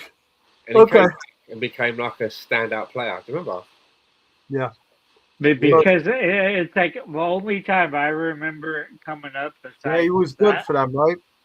that example was us trying to do it based on injuries, but we never had enough injuries and the teams wanted to agree to it. But I mean, as a conscious choice, Arsenal stood up with those clauses in there, but we just never really have done that. Yeah. Okay, we should probably wind this up in the next couple of minutes, right? Tomorrow, Wind it up or wind it down. West Ham, wind it down. West Ham versus Wolves tomorrow. Arsenal at home to Bournemouth on Saturday morning. If you get up at 4:30, you'll see it on the West Coast. Brentford, Everton, Burnley, Brighton, Liverpool, Fulham, and then Sunday, it's Crystal Palace, Newcastle, Sunderland, Tottenham. That's Tottenham could go down. Tottenham could get relegated. Nottingham Forest, Aston Villa, Who and have then Tottenham got? Sorry, who have Tottenham got? they're away to Sunderland. Oof. When you're that bad, Stan, every game is dangerous. Every game is scary. Man United play on Monday again, playing against Leeds. That's a Lancashire derby. But the big one is, Stan, we go 12 points clear against Bournemouth on Saturday. Man City have to go to Chelsea, and they absolutely have to win at Exactly. Chelsea. At Chelsea. Exactly. And that's the pressure on Pep Guardiola when it used to be on Mikel Look, Arteta. if you keep playing catch up like that continuously, then you Yeah. win the league. And then they crack, right? They crack. So Yeah. I'm thinking 3 or 4 more wins for Arsenal because I don't see this City team doing it. And, we can, if we win every game, we get 91 points. We're not going to get 91 points, but we'll get high 80s, All right. No Alonso time. There you go. The missus is calling you now. Tony, Saliba was always going to play for Arsenal, Tony. It was all down to the injury, Ray. Down to the we're injury. we're finishing it up. I promise. You got some stew, meat and potatoes, and Short some ribs. liquid waiting for you, Stan. Short Right? ribs. Huh? Short ribs. Hot rice. Okay, that's not bad. Okay. That's not bad. I know. We'll take that. I thought Stan was going to go with answer kebab. All right, Bit of nose Tony. bag. Bit of nose bag, Tony. Bit of nose bag. Tony, I hope you're doing well, and thanks for joining us, Tony. I'm here. All the way from the red light district. Roxanne, you don't have fun for me. Ray, Hi. don't quit your day job of making boxes. Definitely, I know. I've enjoyed the chat tonight. It was a good one. Arsenal are still alive in two competitions. They're the two biggest competitions. Stan, take it out. It's going to be interesting because next Thursday we'll be heading into a semi-final of the Champions League, Yep. or we won't. Or we will. Oh, Or we will. All right. Ones. We're out of here. I'm going to set this up. Take it easy, everybody. Thank you for watching, and we'll see you on the next one. Say good night, Tony. good night, Tony.